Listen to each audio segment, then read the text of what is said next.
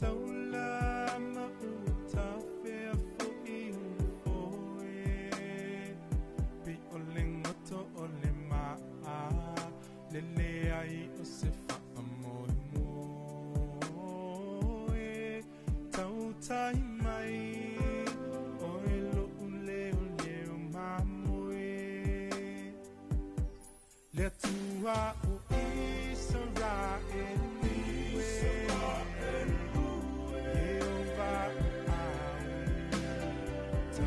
Israel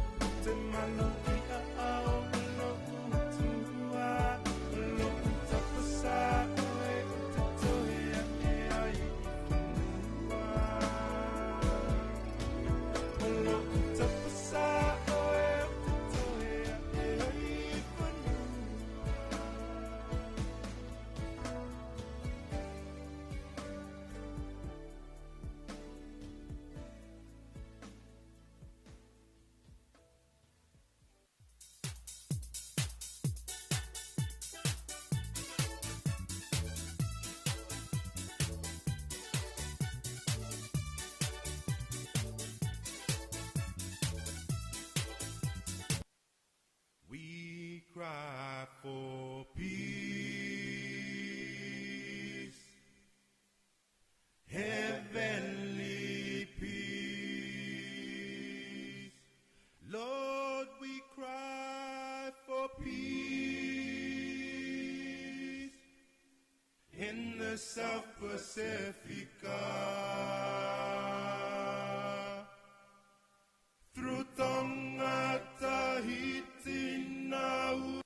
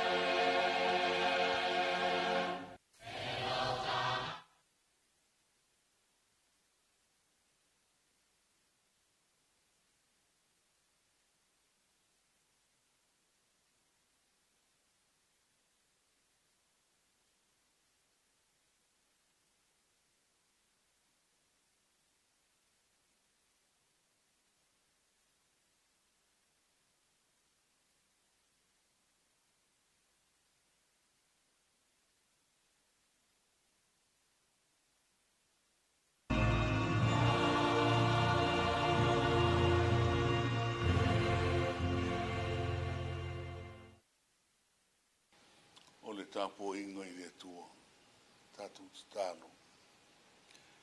Anganga pa iae lo mātou so ni siri. O le na nea e vi inga mātou te tā pena mo le suafa pa i o lo mātou atua. Whātasi mai e le atua i o mātou loto tapo ai e meisi o sa mo uma. Ina i a rātou mauti noa. O tapo ai ma le ava ma le whamaoni i rau o fio. Mai o tua i mea umu e vi inga o lo suafa. O Yesu ke bisu o ala ila mātou te tāru.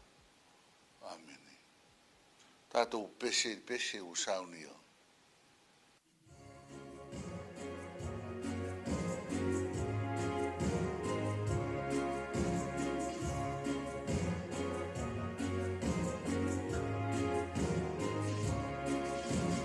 Oh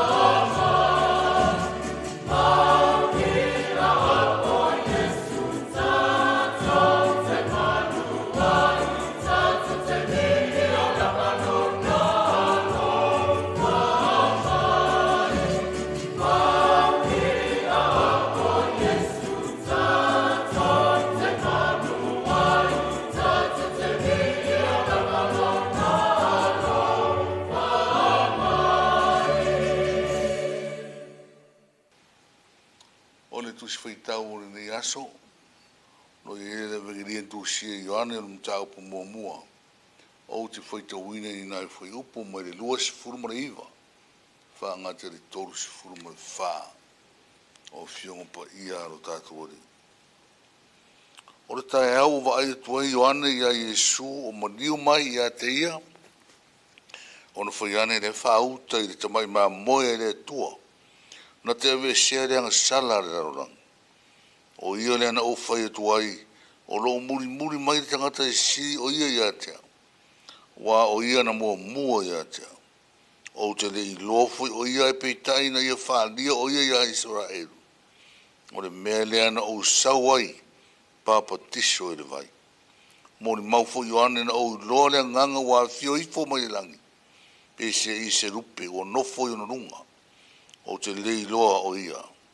Peitai o ia na awina mai au e papa tiso I le vai. Na whitalai mai o ia te au. O le e te iloa le nganga wa fio ifo iai. Ma nofo I lunga ia te ia. O ia la valea na te papa tiso I le nganga pa ia. O wa aia foi, ma o mori mau o ia lava le alo le tua. Whamunuia mai le nganga o le tua na fionga whaita wina o le nei. Aso mai tu mauro na suafara vi inga whaava vaurawa. Amen. O le au tu o le nei aso. Sai ma le whasinonga na tu si whaita was. Mori mau Ioane le papa tiso. I le mamalu ma le natura o le Mesia. Mori mau Ioane le papa tiso. I le mamalu ma le natura o le Mesia. Po ke riso Yesu. O le mori mau mua lea a Ioane le papa tiso. I lona ri whaolo Yesu ke riso. O le mori mau a toa umo iai vaenga I le ngata o le siu manga whare anganga o Yesu. A o lona siu manga whare tino fo. I lona siu manga whare tino wa ai e Ioane le siu mia. O le vaenga o le vaisa o la iai ma le whaolo o keriso. I le teimi o le papatisonga. O siu mia e tu maunga. O siu mia e tangata. Siu mia fo I le vaitafe. Wa o la iai ma keriso I le teimi. O le siu mianga whare tino na. O le vaitafe o manino. O iai to tonu Yesu. Ma sa uni ai no loto mo na mafau fau mo na nganga mo na tino. E faia e Ioane le papati songa mo I le vai. O ia foi na mo fa mata ngo fie me uma mo le teimi o rona papati songa. O atu maunga no me mata. Vai nga tonu o iai le vai tafi. Ie pe ona o fam tana. I le tu fa le nganga. Na va ai e Ioane le nganga wa fio ifo pe se rupe. O fa pepe I lunga o Yesu ke risu. O le tamai ma moe le po na le tua. O ia le peo na ngana Ioane. Na te papatiso ina tangata uma I le nganga pa ia. O le nganga e wha mautura no whi au wha le nganga. O le nganga wa au mai e wha au ina Yesu. Ai mai se o ia foi wa wa ai I ona mata o Yesu lava o le alo le tua soifua. O lona winga, o lona tupuanga o le langi, tupunga mai le langi le tua. O I nā foi e nofo tupu ai, ma ua fausia I rono nofo ari I le langi. Pea uma le ora nei, e toi ma futa ai, mai tātou ora no whanau. Ia o le tala atoa na I le mamalu winga ese o ke risu. Pe ona wa aia ma mori mawa Ioane. Ai mai se o le natura o Yesu o le tangata pa ia. Ai wa fio mai e mini tino ma le tangata le pa ia. ina ia whapa ia ina I tātou uma. E pei foi o ke risono pa ia. Amen. Tātou ki tāro. E se o ke risoe lo mātou o ri whao. O laurawa fio, o le ao, o le papati songa. Ai maisi o whao so songa o vaenga te tele ia. Na te I mua I lau fe au marau ngaru. Pe on e whamatara taraina mo I mātou I lungo lo rao ai pa ia nei. Ua inu ma ai sa mo I nei tai au. Ma nei asu. Ia whawhitei tele le tuaro mātou tama. E te leo tu au no ina rawa I mātou I mea ai whaale nganga. Ina I whapenao na mātou wola marorosi ma maroro ina. O wā o lau o fio rawa o le puna o whamunu yanga o marau. Whawhitai le tua o ro. Saonga le mu pea le whoraunga sa mori nei vai tau o le tau sanga. Ui lawa na ru ngā la roi, ngase whare maro. Ia e mātou te leo pore wa o lo soi fua na o fio. E te whaalau le leo o mātou o wala uma. O mea ngā oa e te whaaraunga tasi. Ina ia sa sao pere sa varia sa mo I ruma. Ma o atu I ruma o lau o fio. Hawhitai fō whai uina nisi o whono tanga pion sa whengai ai mara konferensi.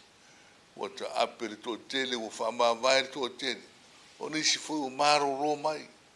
I whe au mga ruenga. Mapu mai a inga le tu ai. Whaaua uina ai le marosi whafo uina. Mai lau fio. Ia whamanuia le tuara au whenga ruenga nei. Ana tu ai whaora tanga. Tarare lei so se tui mano sa mo mātou nui whafu. Tātou pē malau fio le tuoro mātou tama. Whamangaro mai fui sa moa. Te le teimi mātou te le whamaonia I lau fio. Mai se o whangaro pē lau fio le tero lo mātou paie. Ma le mata moe e ngano ai lau vi inga I le tero teimi ma le tero asu. Whamangaro mai. Ia ra mātou o lenga na wanea. Tātou marau o fio de Filipina. Tai o sa moe pe ona alo tu iai o leo toe mamau. Fili whaatasi nei e tunu mane mana o lo wanganga. E tonu ai e o le atu rai mai. Ia mātou tāro e sua fui e sure ni wha. O le tu mau I mātou runga manawa. Le manu I o le tu o le tamare alo mare anganga sa. Nei whawa vau. Amen.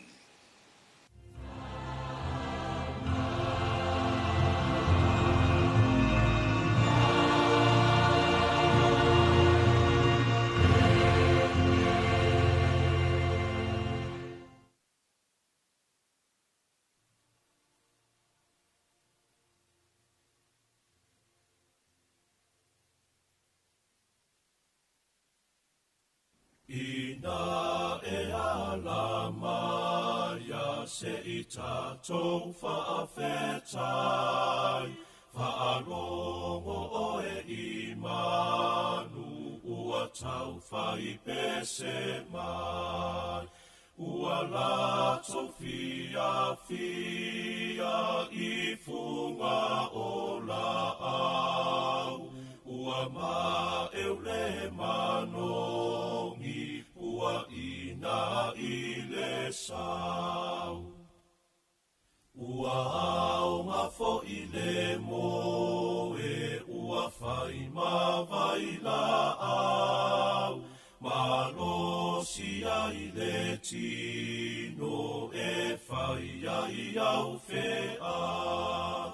Le alofa sili ua fotu mai le au, faatu sa o le ola faavavau. Ia tonu mai loto I mea e te fai, matau si tula fono ua tuuina mai. Ia e savali tonu, mawhai a mea nele.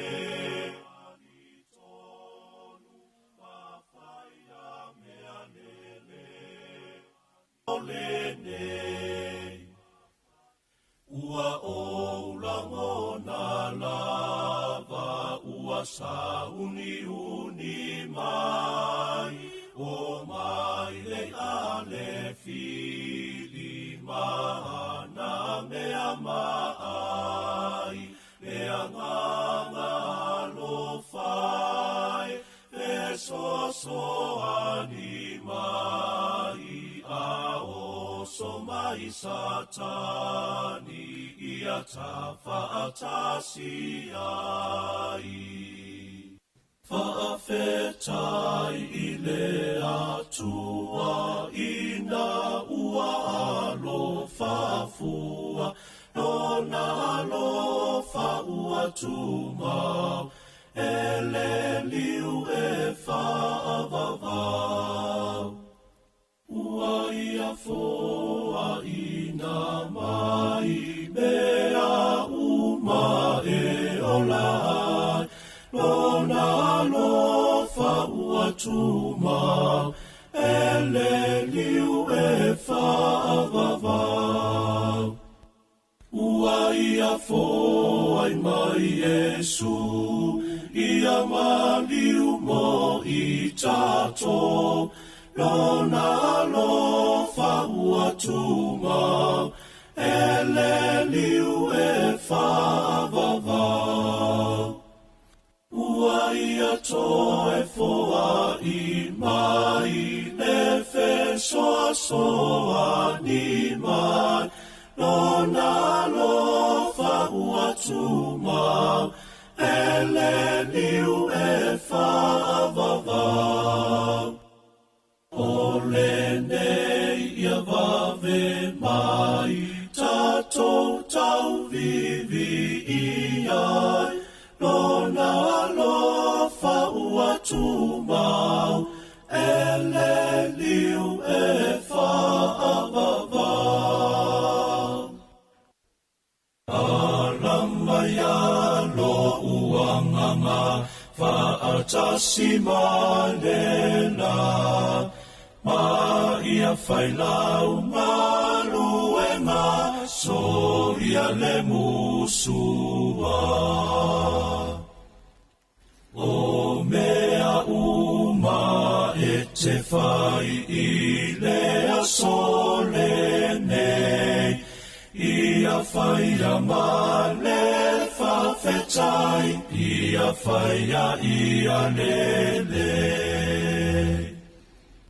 Ua tasi lau taleni ea ua foa ina mai, ia matua malu e pea, ia tupu tele ai. Ma ia e manatu lava ua sila fia mai, ele ali i ai e ova, mea uma e te fai. Olo o pepe se lava pea, le au angelu i lunga, ato ama le au pa ia i le na mali utinga.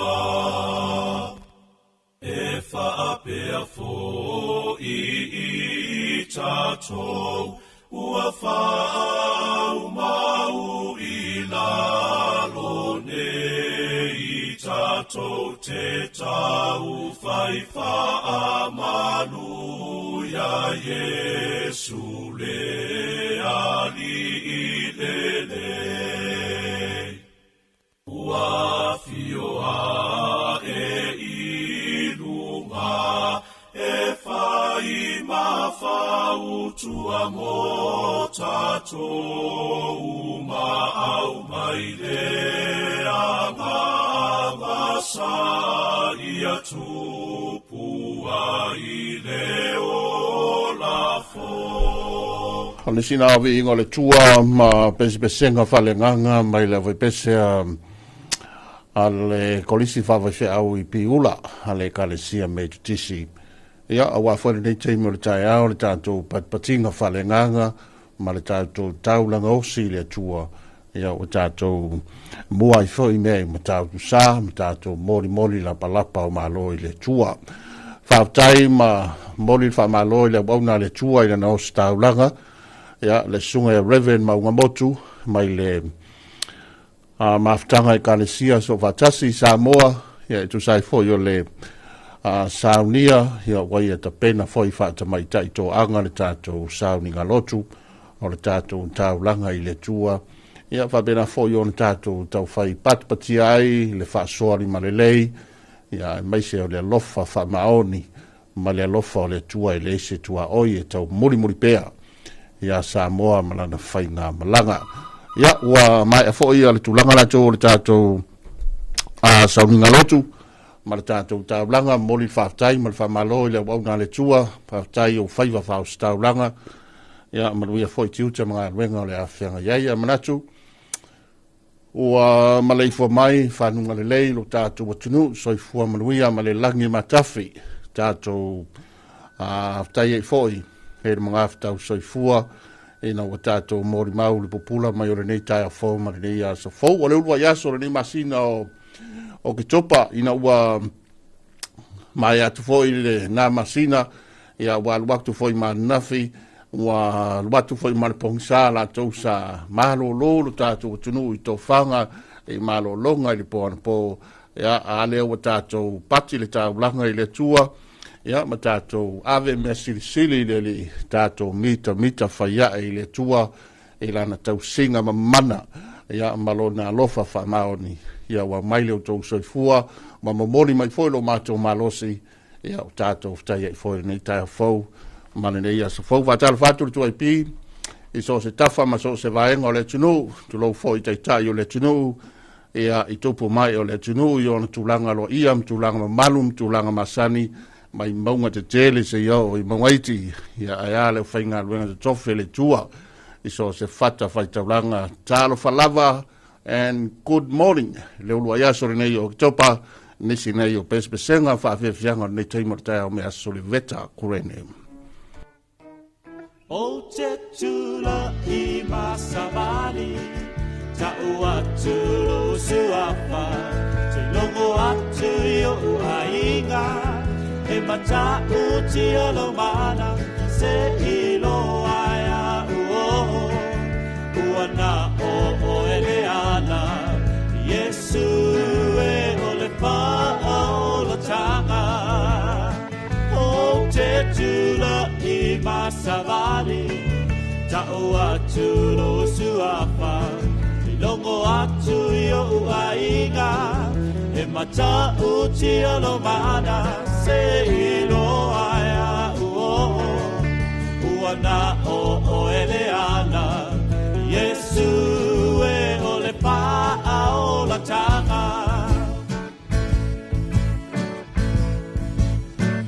Yesu a o mawale fa moi moe, o lea ea se si mea o totoe, ai o te le tula I atu matala I oe, a wae ui nai loa uma e tangata, a mata mai nei titi lo suafa, ai ese lei loa ese le talia I le loto e ola ai lea nganga, o te tula I masavali, ta'u atu lo suafa, se longo atu yo ainga, e mata uti alo mana, se ilo aia uo, uana o eleana, Yesu e ole pa o la tanga, o te tula I masavali, ta'u atu lo suafa,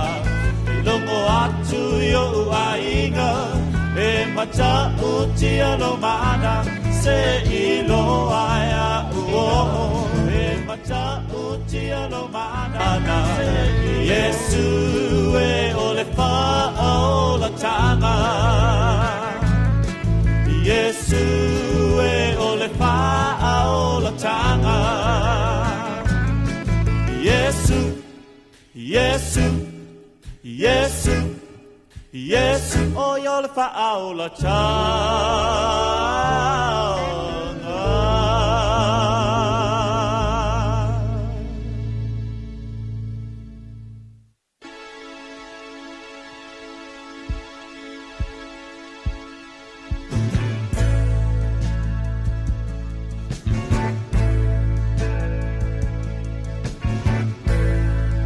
se fale aghi mai per fita tau leilo ia o abele la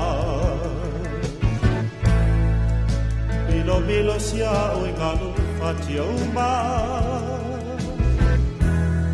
no mataye lo fa mai la fo lauma ole sawa le fili uale alofia le tele o to tele o sale ole petia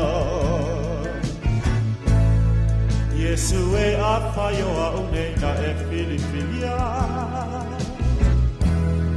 tautai mai pea no wanganga paia Yesu e talia mai la une tatalo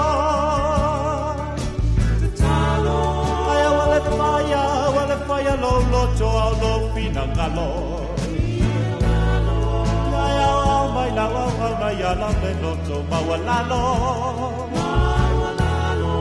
Yo sao tuai lo mano Oh Yesu e talia mai la une tatalo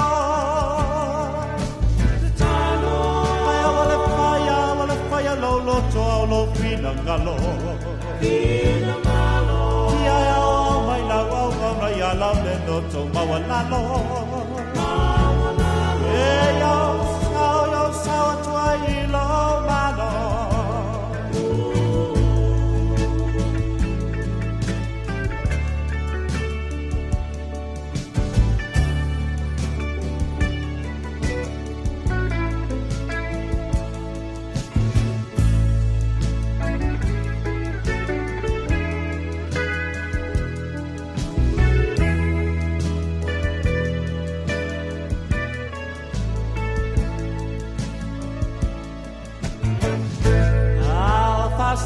Solo per la un'eva ai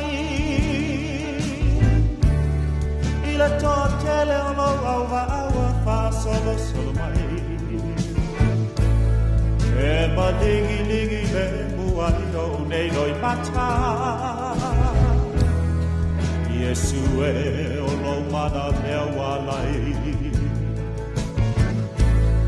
Le walai nei la une tatalo Lo mataya ya famu pelo fina ngalo Ia tuma pelo nei fa tau va Ai fo ia tu le inga I lo suafa Yesu e talia mai la une tatalo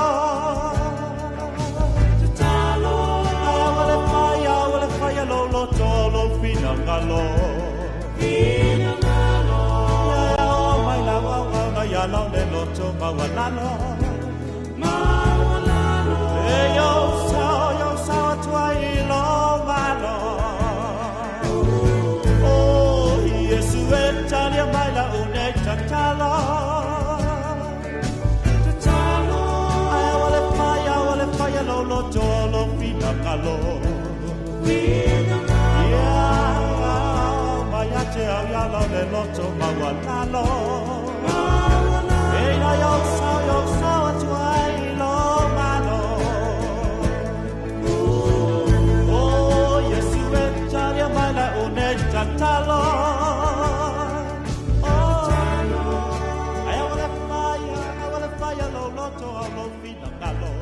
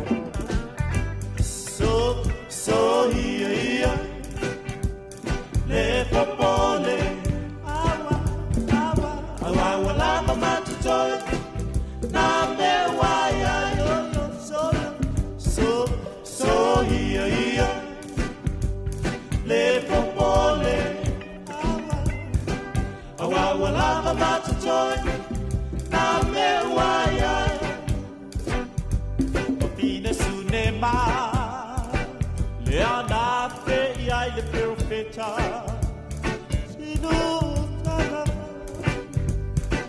la vasino qua tu ya vasemo la tu la me pa paola vale ai fa na mai ai le va venga so here le popole awa la matutoi na me wai ai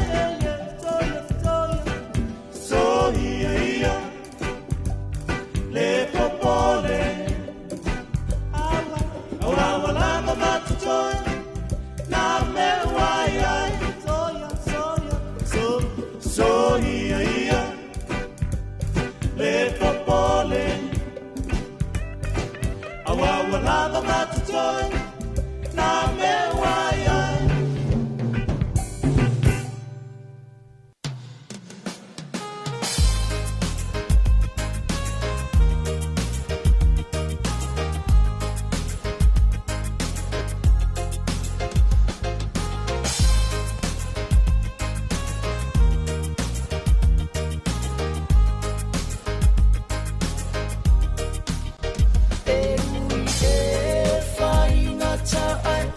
na ua whaafonga mai nisina o tātou pesipesenga whalenganga mai Soliveta Kurene. Mai ale tātou sauninga lotu, i ole tātou tāuranga whaapatai le tua e peo na tātou patpatia I fōi le nei asa fōu, ma le nei tai a fōu e ala I whaiva o le ainga sa le vi, le awa tāuranga, e mai se fōi o le auna le tua, le sunga Reverend Maunga Motu. Pea whai o ngā whakua e mau mai whata simai nei taimi so I fua manuia ma le langi ma tafi. So se tafa ma so se vaenga o le tātou tunu. Ia o taimi masani wa uma o na saunia e sa moa mo le li. Tātou alfa I le tua I le ngata o nisi o malu manu. E nisi o e kalesia ma nisi fo o fata whai taulanga. Ia e ia lātou sauninga masani tai au whapenei.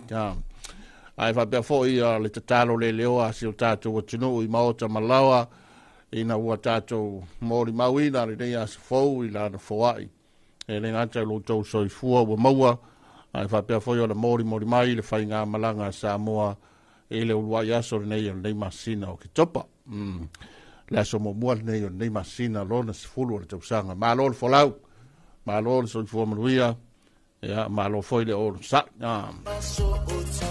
ai o leo wa vava ya tu temo le wati o leo wa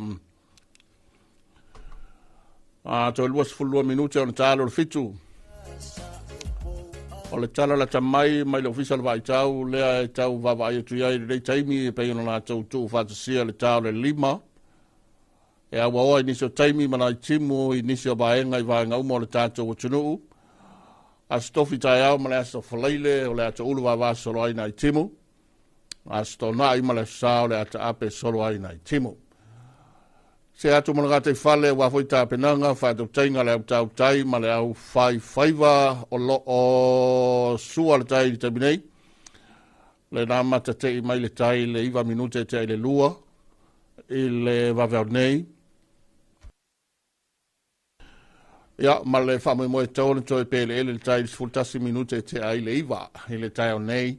Ona toe te mai leo tai pe toe sua te toi le tai le toe ono minute I le tolu e le abaule le so stara la tamai na le official vai tau ia I la tolo ngalu e pea luas fulfai tu la le official mana mtanga venga le official vai tau ia wa fole tu fatisia nisio o folinga manisio anga fisusu ia le tau le taimi a yesi mafu e le ngalu le tolu tu la te vai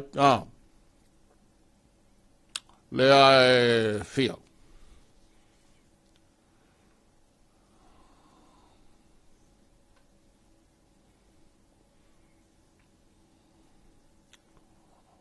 Fitu lona malosi.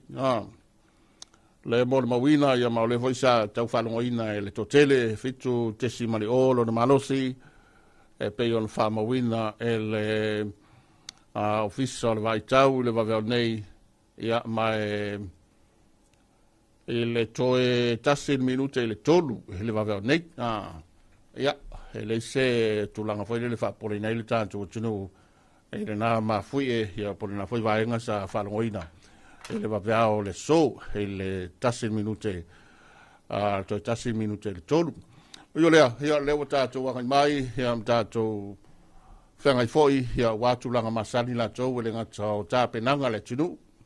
Ia ai whabea foi ia tulanga la tau ia o ngan whanau whanga solo tātou pai mai le taunu mai le amatanga o le nei masina fau. Ia māloro soi fua manuia, māloro foi le folau tātou o tunu. Ai o loa manoa le tātou telefoni leo o sau tātou whatalofa. Good morning. Marori, soi fua la whakaringa sa leo. Ia, tālofa balauri. Maro. Eu sou uma fuiera e aro aro mero ba au ba ku ki ku mori la lori nge. Ah, sele, se ku ia. Se wa. Oh, kasi ara ma ke ma fuiere le nge. E dei mau amen ma fuiere ko so ga me ngola kula nga la po pa. Ah, kamangai. Mo wolo fai i le aula la. Ia pela e lulu mai la ma fuiere ki kai. Aya. Ki aro foi de iva wa nga kai de iva ia ko fanga auro. Kai fao por kai fanga. Ah, or kai nga fao le nga. Kai ya. Kai fao. O le si ka unga nga ma ko kuar kai pe. O yo kai fao. Or kai fao. Oh. O inga la se ronga ku yer ka ko fao. Yo, wa mai tatou sa vai ari mai. Ya, or kai mingi fa so fa si de la fukare. Roma nga ya ka nga kim mai nga po. E au ngi ya kur war kim ya le po ma ku mai. Ale ma nga yo la sol Paulo. Ya, ya. Au nga mo ma ko. Yo, ya ai fa kai da ya ma nga. Mo lu fol ngi kai au. E mo dia ku fa ka lo fa le salvi. Ka ko ku. Ya me se foi ya. Kamama ki nga makua ngi kaya o fa mo ko. Ya sakaro foi. Pa nga umala wa shoka kuala leo ki nga ya rika. Ngai kama foi o. Pa fonga mai ya leo mai lu ya lo fa mo ko. Yo kala foi angong. Ya pakaro foi ngai kuila ya tile. Va ku tile. Ya mangia ngi ya sai fa mo ngalwenga. Ya lo foi ya fa di le siwa o sunga fa nga la mosa ngai kuila. Ma fatua ya lo fa ko lo mongi so ka ko ya pa kalo fo ya au ka va ya so ngi vai lo plodi ma so ko si moria ya pa kalo fo ya ngo ui po ya mo pa kalo fo ya lo ma ko si afiri ya pa kalo fo i so ma ko mo ku ngi yo ro mongi ya ka penga ngala vole ya la sa ngi fo ya ya mo ya lo fa ku ka ko pa nga umala va lo fa fo mai aku ngoi mamao mo ngai o ainga ya alo fa ku mongia ngai ya so fia mga luenga ka ko vala vala ya bakaro mo foi lau kalinga fa so ya mo pera fa kanga mo la ko fa a o ku foi o ngai la sa so mua po sa le kom ya sa le kom o sa le kom sa so mua le ta fili le anga ya ko i dispol kalame le ko i ka ko anga ya ko ya nei ar ka ya o ya, ai lo fa ko mo se lo kongi pe awangi. Ya, i fo sau ki, lo po sau fa au singa di fo ma se lo kong. Karosia, i kamai kai fai mea le lei o le malae ki a fau pa. Ya nga fai ka ya ka uro ya fo mui nga ya. Or kufi. Yo.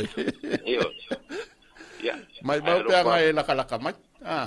Aya, se sa au se. Yang ada sawa mo ko sola. Ai de si yo mai ma fe mai.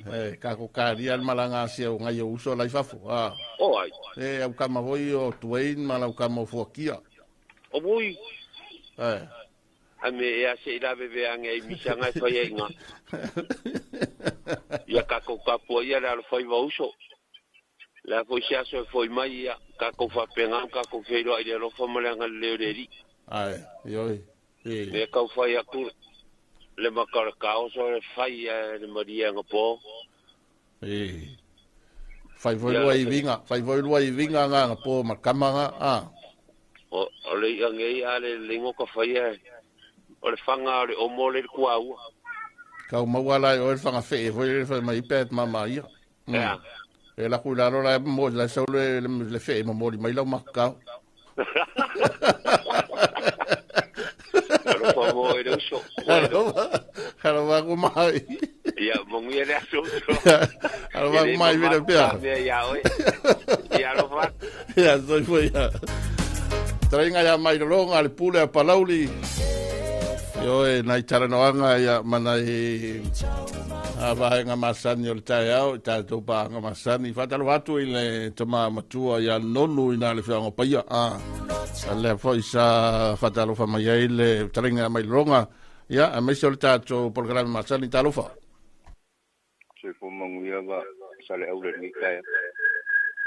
Ia, talofa malo le ongsa. Ia. Se va como mo fa kalofa. Kalofa fu. Ke ka ko.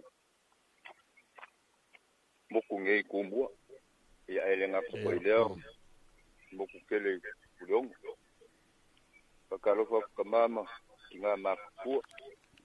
Kalofa ku ho yalo mo fa ngau. Usua ia nga luenga ma o onga. Ia ile nga le leo le ku pui ro ko wola mo ko soifua. Le ufale ma le ufafo.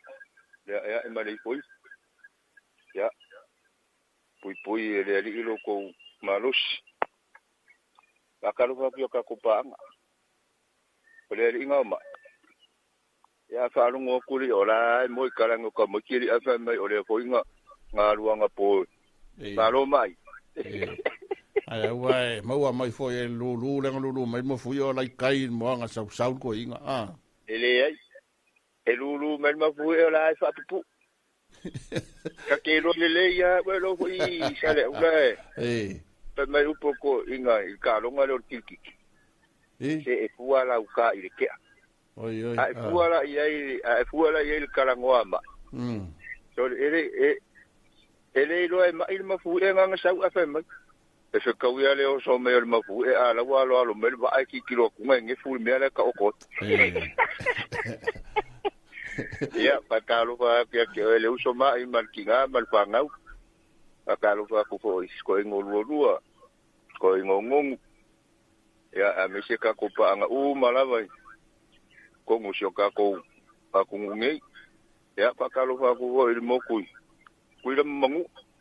La fo e ma wo lo fa longo ma.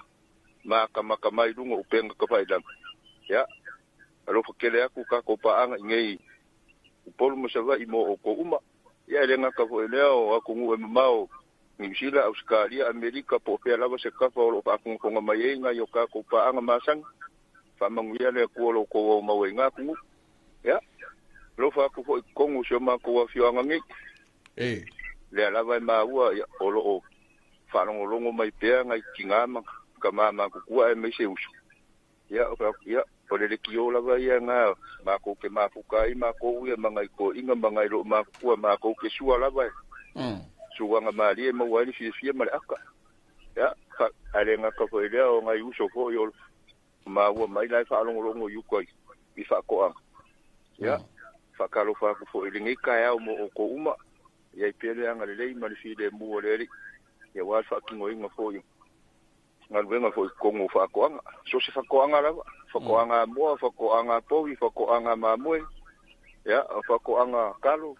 ka mu ya pe lava ko inga fa ko anga ya mo lo ko malus ya mo foi lau fa ko kanga sale ula ya wa fo longo pu ya li fo yo si ka ko ku ya o fa kalo fa ku nga si ungi ka ma ko inga ya ka ko ma fu ko pe mangu yo kele lava ngi aso mo ngora singa tai tele talinga malo tai mon mau tamai anu foi so fu manuia ni an so fo ya ta to fe like pia ia ka ko pa pe nga ngo pai ya so vai a mo ma ya so moia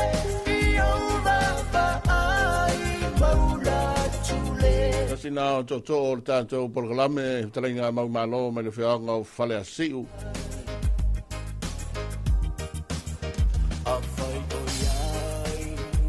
Mana tua tal fitu leo to full minuto on tal fitu on tato asia tu le al vai no telefone Ya, au tātou I pēr tātou telefoni talofa. Alo polo piunga o pasou. So I whamauia ia te oe te mamatua nonu. Ia whakakai lawa mi ia le li o nang tau tingai. Ei. So I pua o warkau kua inga o tākou makungu. Ia whakakai mo uporopola saka ku whanongononga ni kai au. Tunga I whawhenga inga jambaunga. Ia uporopola kako kaiana mo kako munmu kaiai. Ia whakalofa aku kako pānga māsang. Ia ba le ba e foi ko inga nga mai wa o pai e mai le pole wa e nga ia e ka o ko e go ia ia lua ma nga ngau le ia nga e ke mal malama le nga ia kamanga wa pai nga wa e ma ngui ko la nga go la nga pa ka u kai ga e le ke me o fa pole nga ko inga nga ia me kau anga la ka mai wa ko mai ka wi e ko inga ia e lo fa ku ka ko pa anga ia ma wi ala wa ya nga lu nga ni ya so mo fu fuanga si de o ia o ko inga ro a fe nga I mer ku ke ni ka ya ia nga I lo ma ku lo pa pe nga ko pai me fa ka si do nga ka ko ku e ti ia a lo fa ku ia la ko ya lo fa anga po ye ba ngi sio ma ko ngi pa ya nga ma ku ya anga le tele ri do ko so fuom ma ko bon ya fa ya sal au la mo la va mo ngi ka ya ko fu lo to fu ngi ya so ban au man la lo ngo ko fi e po yo sunga ya anga I lo fa anga ya fa tai tele Whautai nonu, whautai vea te ole te mau tua le tātou polkalame. Ia, whautai whanmātu mai, whautai walau mai. Ia, manue tele, ia tāpo inga, ma whaiwa mwha moi moi ngā le so nonu. Ia, whautai lava mo lava ngoa. Ia, soi whai ia.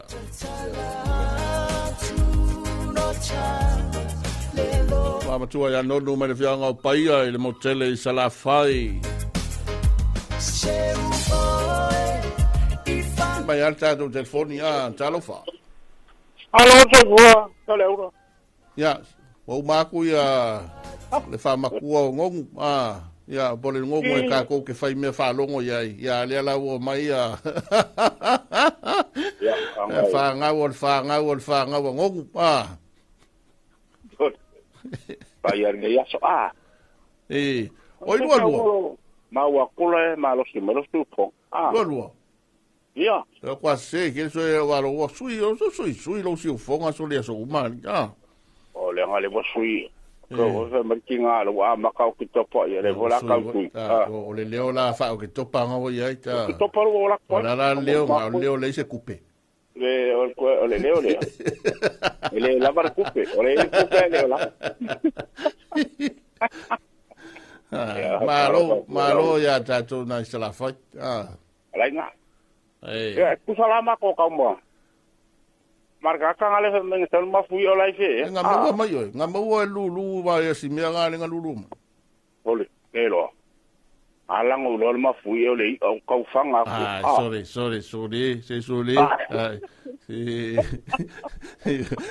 Kusanga sao ye lo makawa ke ko se we lulu or mea. Ole luere.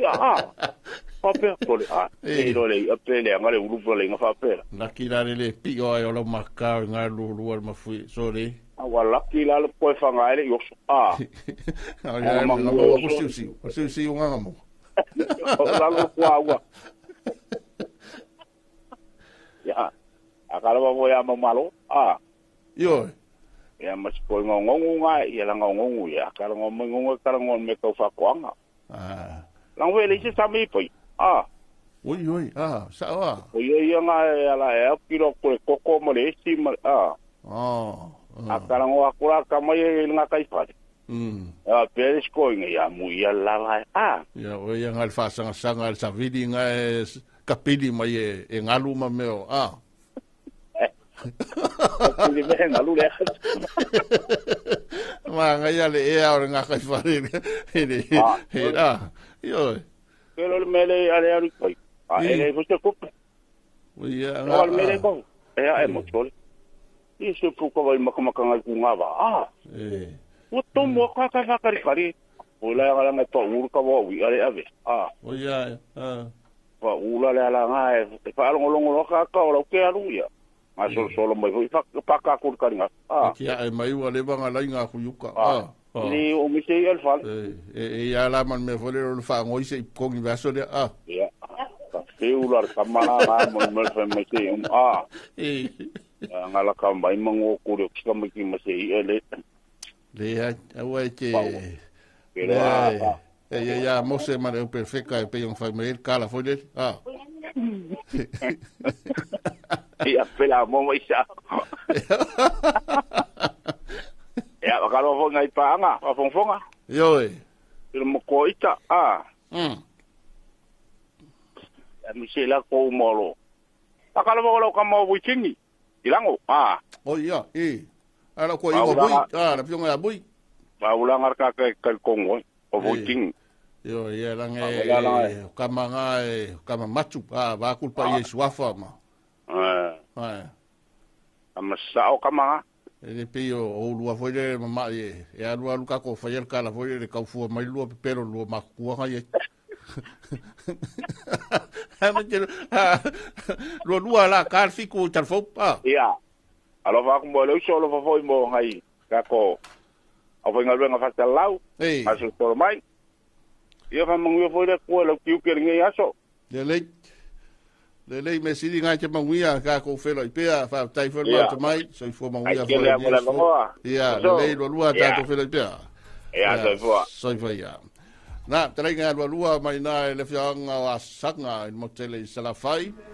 Ia, awa fo ia tulanga masarina to tato por kalame ia pe ona tala tato telefoni ai tal fitu on tato ha ide telefo le fo wa tapnei dal vango telefo tau fo o sua u le wa tu mai el ministra man tanga vengo tupe pensini wa ta live on sene le lita tiso tolu ta la valu sene le lita kalsini lua ta la on fitu ile lita ya so inga na mo le masina o topa le tato tau no i ya so nei no fo sa mai mo tato telefo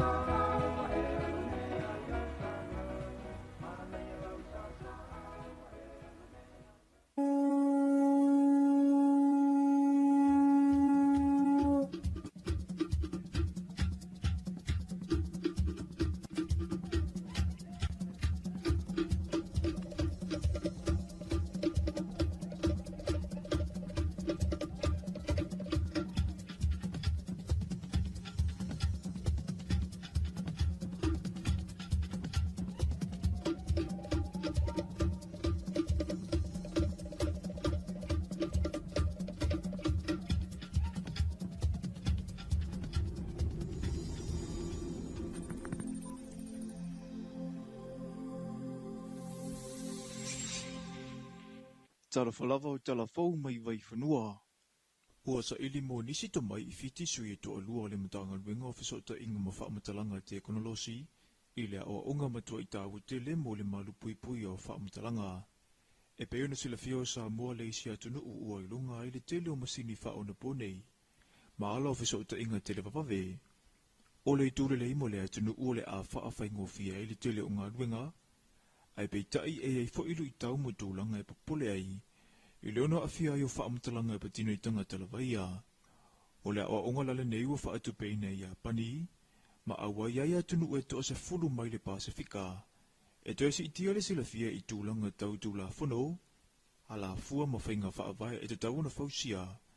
E muli ta ia e tangata umai o lawai matanga ruenga ma whaala putunga, e mautino ai le pui pui o whaamatalanga. E ta sila vai a solo o whaanga solo ai le awa onga, ma na sau noa le ofisa sili lango le matanga ruenga fe whaatoa inga ma fesa o ta inga I Apani, ia yuki na Rus. E iei le whaamue e te tau na si itia le tali atu a e ua ao ina, I mata upe tula I mai I lunga o le upenga ta whailangi, ai mai se o le saunga le mu umau tangata. O le susunga ia ma le tino whala, o se tasi o sui mai le vaenga inafa ma le mata I tuwina wa afianga o whaalawelawe e tupu I lunga upenga ta whailangi. Ato ai mai le susunga ia tuain tupa I o se tasi o sui whaasara lau le TV iwa ma le lua api, o sui ia o le matanga ruenga o fesa o ta inga ua awa ia tu I lea o onga mai samonei.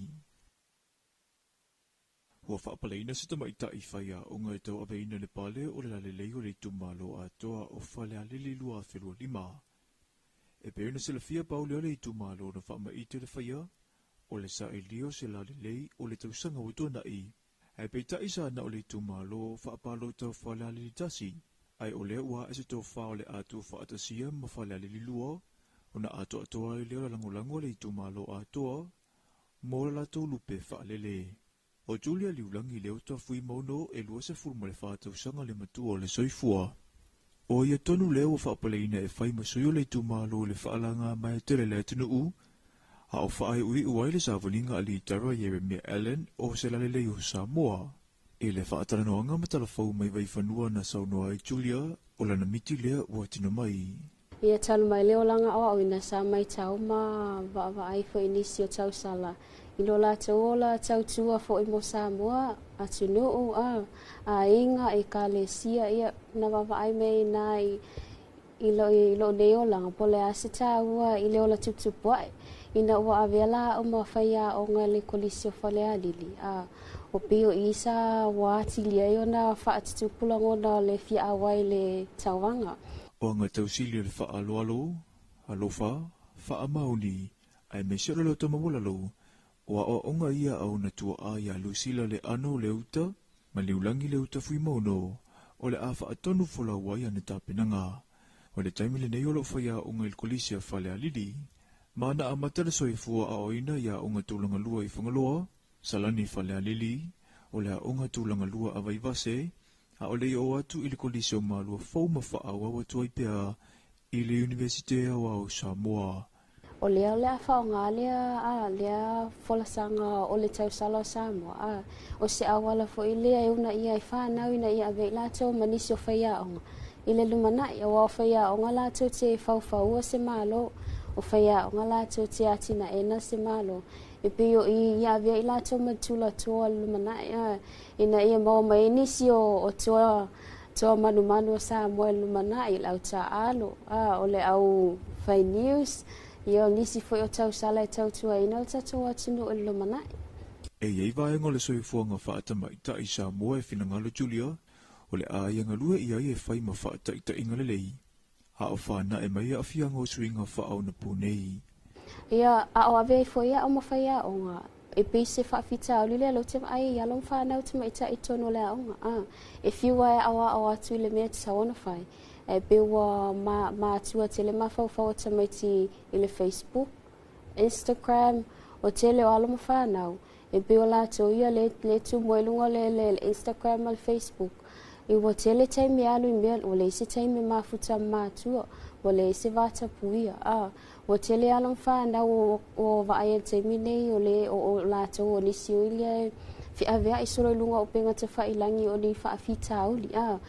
su e mai le tene ai foi lunga tama tu lo le ngana a na ia whaadia na te mau whai langalanga sua le tu malo o ana wo o ainga ai measure komito le tau vanga tau sala whale alili lea ua tua o sanga iai ai o le tai e whaatau nuu le wha moe e se taimi lea o mamau ma ia wha leo ina ai lana wha whitai e to tele tau sala wha pale ina o sa mua i tau sanga wa tō nai ua whai ma wha ta inga ia te ia o lona fo ile na loto mo tu pulanga talavou ina ia wha malusi au ia i la tau ina o wa ai le tu malo te le se ngaluenga e fia whai au ngā tupulanga tamai tai e te le se awa onga e mana o mia i lato ina ia wha tutupula ia ai le se awa onga ia te i lato na ia vea i lato man tai lumana e ia vea i lato man tamai tai tautua ina le tu malo ma tau le ngole tu malo ia samo atua ua tō fia sa mua e tali malo i ta longa le ipu alalangi i le whaanga tamo le si o me mawha i le tausanga fau. O le isi lea matati a ua ausia e le ausi e le atunu u. Talu ua mauwha le alalangi i le leititi o sa mua ma le tau wha soa o ana langa o amo ta longa. Ai ua mawa e tūlanga ua ausia e ana tama whanau. Na sau noa le sasunga i le whaia unga o le au le wha ataranoanga matala fau mai vai whanua. E ui o se avanoa tā ua. Ai ole asili atu o na mamafa ta penanga. Ia ole World Cup mo foi lo fai ngi kulangi ia o se meo le ficus fu le vans fu mo le o mai. Ia ele o se mere kiki o le ka penga ia ke le ale fa mo ka ko au e me se foi le sos. Ia me se foi le ko ko ia ka ko nga wa fai pa anga fo i marka ko fiso ka longa sesno. Ai pa anga marka ko malo lo fisa fo yo ka longa le ole fo le fala ko malo. Ia me se foi vai nga mai fa o lo senia mar ko mo fa nga lu fa kasi e mo fa kingo mo sao mo bi fa mo mo e fa tino fa ta sir fa mo le nei ma le sa ilinga se mo pini ale tu langi le oceania mo le sila fiori ta mi sanga le nei fa ia mai le asolo se formula limo aprila se ia o le aso mo me o le to sanga fa o na to ta pena le o le tato au mo le ta mi sanga tele ma lo le to pulenga ile masino i ula i le tausanga lava le alua whelua se furuma le ono. Mo mua ka ko World Cup, o le wofa o ngā le World Cup le nei o le qualify mo mua le Olimpeka. I LA le whai le lua whelua vandu. I o le first qualification le wai lua kausanga a ele i o le wha moi moi. Le ala wofa o ngā le World Cup i ngei i Samoa i a ka kongi. I o le official recognized qualification le a wale Olimpeka le lua whelua vandu. Ele i mautinoi le taimini nei le au le aitau wā Samoa. Ai pe ta yo lo fa sala pe to le ninga ina ia taula ia tu sila a li matama ita alo ai me so le pulinga i pine e mafai ona maua mo sa moa telefona mo le nei vai ngole aso manu telefo fo nga fe ngai bale tunu u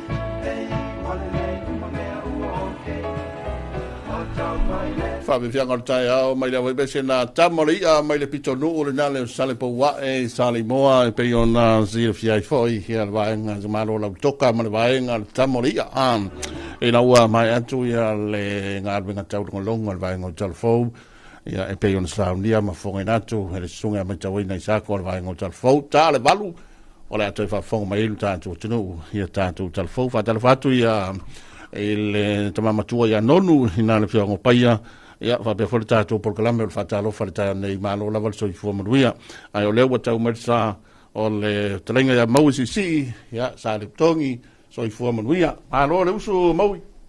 Alo, so i fua sa le aula, fa ta alofa atu fo i le fa fonga mai al tatu atunu. Ma alo le fonga ma le tautua le nei, va inga o le tae au, ma nei le tae au, fa so o i le taanga i mai fo i mai le fale o, ka se malu o le tai, fa pia fo ina langi le leivi, ia le altua, ia le ali le nei tae au i le ma leifo mai foi o tātou atu nuu maanga i atu i ngā luenga ma tiute ma fuafuanga o nei aso ia o lo o alofangia pia le ali ilo tātou atu nuu. Ia, so i fua manuia tātou atu nuu nei tai au. Ia, te no ala e maua mele to fi maali e le tō pito wa pe o le te sila pito o le tātou wanga mai tono le tau langa te pisi. Au te foi ele i watula lata le teime pisi e. Io, i watula lata i. Au le fai mele mau al vai, nga le tu i sifu. Ka lo le fiko e kele ilunga le awala longa winga wa e kukul poloka. Ia, nga. Io, wa e whalongo longo mai le talo fasa mo al kai au ma e kukua i lava i le kiu umi. Ia e uilea. Ia o le lava papale, lava ma lava le onu sai. O va mai foi anga fili faso o sa o i muli fanua. O ia. Ai o vai mai lunga o le Facebook. Io la foi tu i se ata o mo meo ta vale la lave vea. O kele i mautino la po fe tonu ai. Ma ko vivo ka po fe no po fe no fanga o vai mai ta vale fui mula ia. Ia le o so o ia fa lave ta vale ia al fa tuanga la valna ta to po kalambi. I ave ta vale male mamalu fo yo le atunu se i tautua na tautua na lo saunga le mu fai mali e le ai foi se winga o le tatou nau nau e tatou te tau nu uvavi ia ai tu la i mai ai fa la ma tatou le tau nu ai le no foanga fa moina ele ia o fai fo i wai o tu meangi o lo tupu so ioi o tatou pe yo sia yo ai nga foi e tau longo pea ia matala noa pe ele te le vai ngor malo e fai nai leo o tine ibu ia vai nga foi e lapta ia matua lalo ia ma ave tau le mau ia tatou ave tavale ia ia me tupu o tatou umala ioi le o ngā le ave ka vale ia o le kulanga foi le oval sawa ia por tu langa foi le rush ia ila ka foi le rush 2 rush 1 rush hour ia por me foi le wa misa mal fa finya o sol ka vale ia sa lo fa le ko so po mori ia por tato nati mai foi le oi lo tu ai pela ngo ko fa o tau mafa mana tau tō mana tu ne tai au lo wa fe mai o lai pe paka fa alava wa fa o marka ko paka lai lalo o fa pe lo pe yang rush hour mai le ne nga ma mili mai marka vale lo wali ola lo mangu mai se ama mili aku ava kule o kule la ka fika wi kaita ya e kasi ala ma kere kual ka vale pe yang e rush mai nge kaya ia ai e ko ava ko ela mal fa kuanga ia oe awale nau tele nati mai le se mangu e ke fai mai tau tu analo saunga le mu ai ke wo saula ke lua fe asongi aku mal simala ila lo ia el tato atunu ia el fautu anga ma sani lava e tato te toto we lava ia ai ol tato saunga le mu e taun fa mua ia o tato tau mai mau le fo mal tato tatalo le tua mai sunga mau motu ia wale o mai mo mai tato tunu e tu sa tala ina tato fa se longa ta wa mo mai lungo e wa alu e mal tato fa inga lo tu mai ai lungo la so i foi le le apio foringa ia por ia le fa inga isi o la so inga wa ke la e wa le ia wa ke foi la e wa masa sa ai malai fua maritai i la au la kabanga la Facebook por la folinga il to epi e ka karo fa ka singa yo tato tapo ai fatas wa ulai o wa fo ilale le wo saulunga la wala taimilia O kangola ki mai la sino. Sino app. Ia e monitor mai foi kako sino po lai o lai ki mai lo ai alu aku lo malau sa nginga lo ku nge kaya. Ia le la o pese mai la wala mo o lo ku mai ai. Ma ia yo swing on ni la la ko ia ai mai sei. Ia o kako wa mai ni so mo ke topa Yo la so mo le nei. O le wa matcha le masina fo le nei o le piniki. Ya, o topa. O le whaata ua ina o le... Ngalo sore ngau sau malo ofu ngari. Le mantua las whareile e whaso. Las whareile le piniki e tātou. Ia e na le whamanatu atu pia. Ia o le aso whareile o le tātou piniki. O le masina nei whaata ua le lanu piniki. O le te e atu i le whaamaifo i le o le kānesa. Te le soifua wa whano i le nei ngase. O le kānesa. Ia le lai whaata ua le masina nei o le Bing Topa. Le ta ua o le Bing Topa i le whaalau i loa lea. O le langu. Ia, o le lanu piniki. Ia, e sei ma le langu la ko o le pae mo pea o kula sau ka meki. Ioi. Wai, ia, o topa ia. Ia, e pe o le masina foi le tele ana tala noa i le vaenga ia. Mo soifua. Ioi. Tele atoa wharpe o sau ngoa. Kul terenga maui. Ia, e ka ulor ka nesa lea, ia, e karangoi ka mai ka, ia, e for ka nesa la ko ui o le wai. E tele atu ai ngā ka nesa. Ia, e le, io mbeanga ia ka kokele lua po fe ui mai ele mai, ai pau alia, o e ala fo whaata o le pinik, ia o pui ngā malesi mea fai mai, ia vavenga va aise fo ma, wa o ka koe mo wal mea fo ilele ngofo ia lai fa lon kwa ki ngā fea wa ia meo fa ailunga fo inga le la wanga la ngo ai ngofo a fa ya ko ya fo mai musu ya le va il fo mai ia ko la ku lo fa mai fo mai ia ka lo fa o lo wa stage fear o le fa le ya ka vi fa lo wa fa mai ia ngai ko ti e kasi ngai bo nga mai ia fa ke ala le va ko fa la au mai fa ke ma tau si au tau mafa la kula le ka ko la fa la fa mai vai nga ko ka wa pa mai nga la fa ala fa yo kai mi no fa yo le willy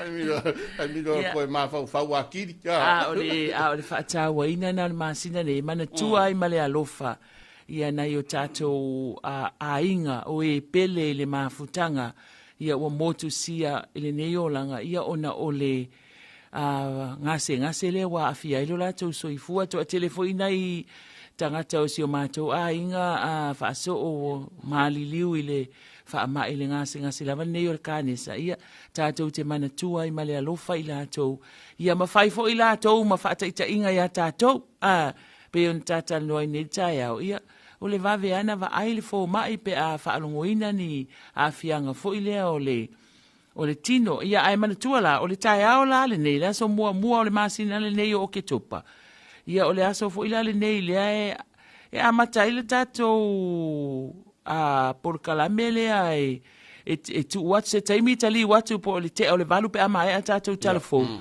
ia on tali watu le ia ta fili pepe mal tatou team lawa nga ia tuitua se iva ai fo ia le tūlanga o iai ia fua fa eleanga ia fa apea fo ioi le au fa tau mea mata ma le au fa tau mea ai vela fo ia tau mafa ua umana fa vela o le talo o le fai o le luau o le alava le tu ainga le au fa to anga ia male atu nu fo ile lai faila to fa to anga lai fa fo ibo faila to fa le ainga ia mo le fonga tau mafa o le mamalo tato atu no le atali watu la ia istaimi o tai au nei le se tato por kalamena o le nei tai au pe ate le tu lai valu pe ona trai atu trai nga mau se si fa nga solonga ni se por kalame fa tu ngai na mai le tau tu ala tu pi fa pe foi lunga foi le apio folinga lo e po mau mai ai le nei tai au le ua ya sol masina nei o ke topa ia tato le liu sina tato fa via fianga to tali mai ia fa wa tatou tala no ngol por kalame fa talo fa samo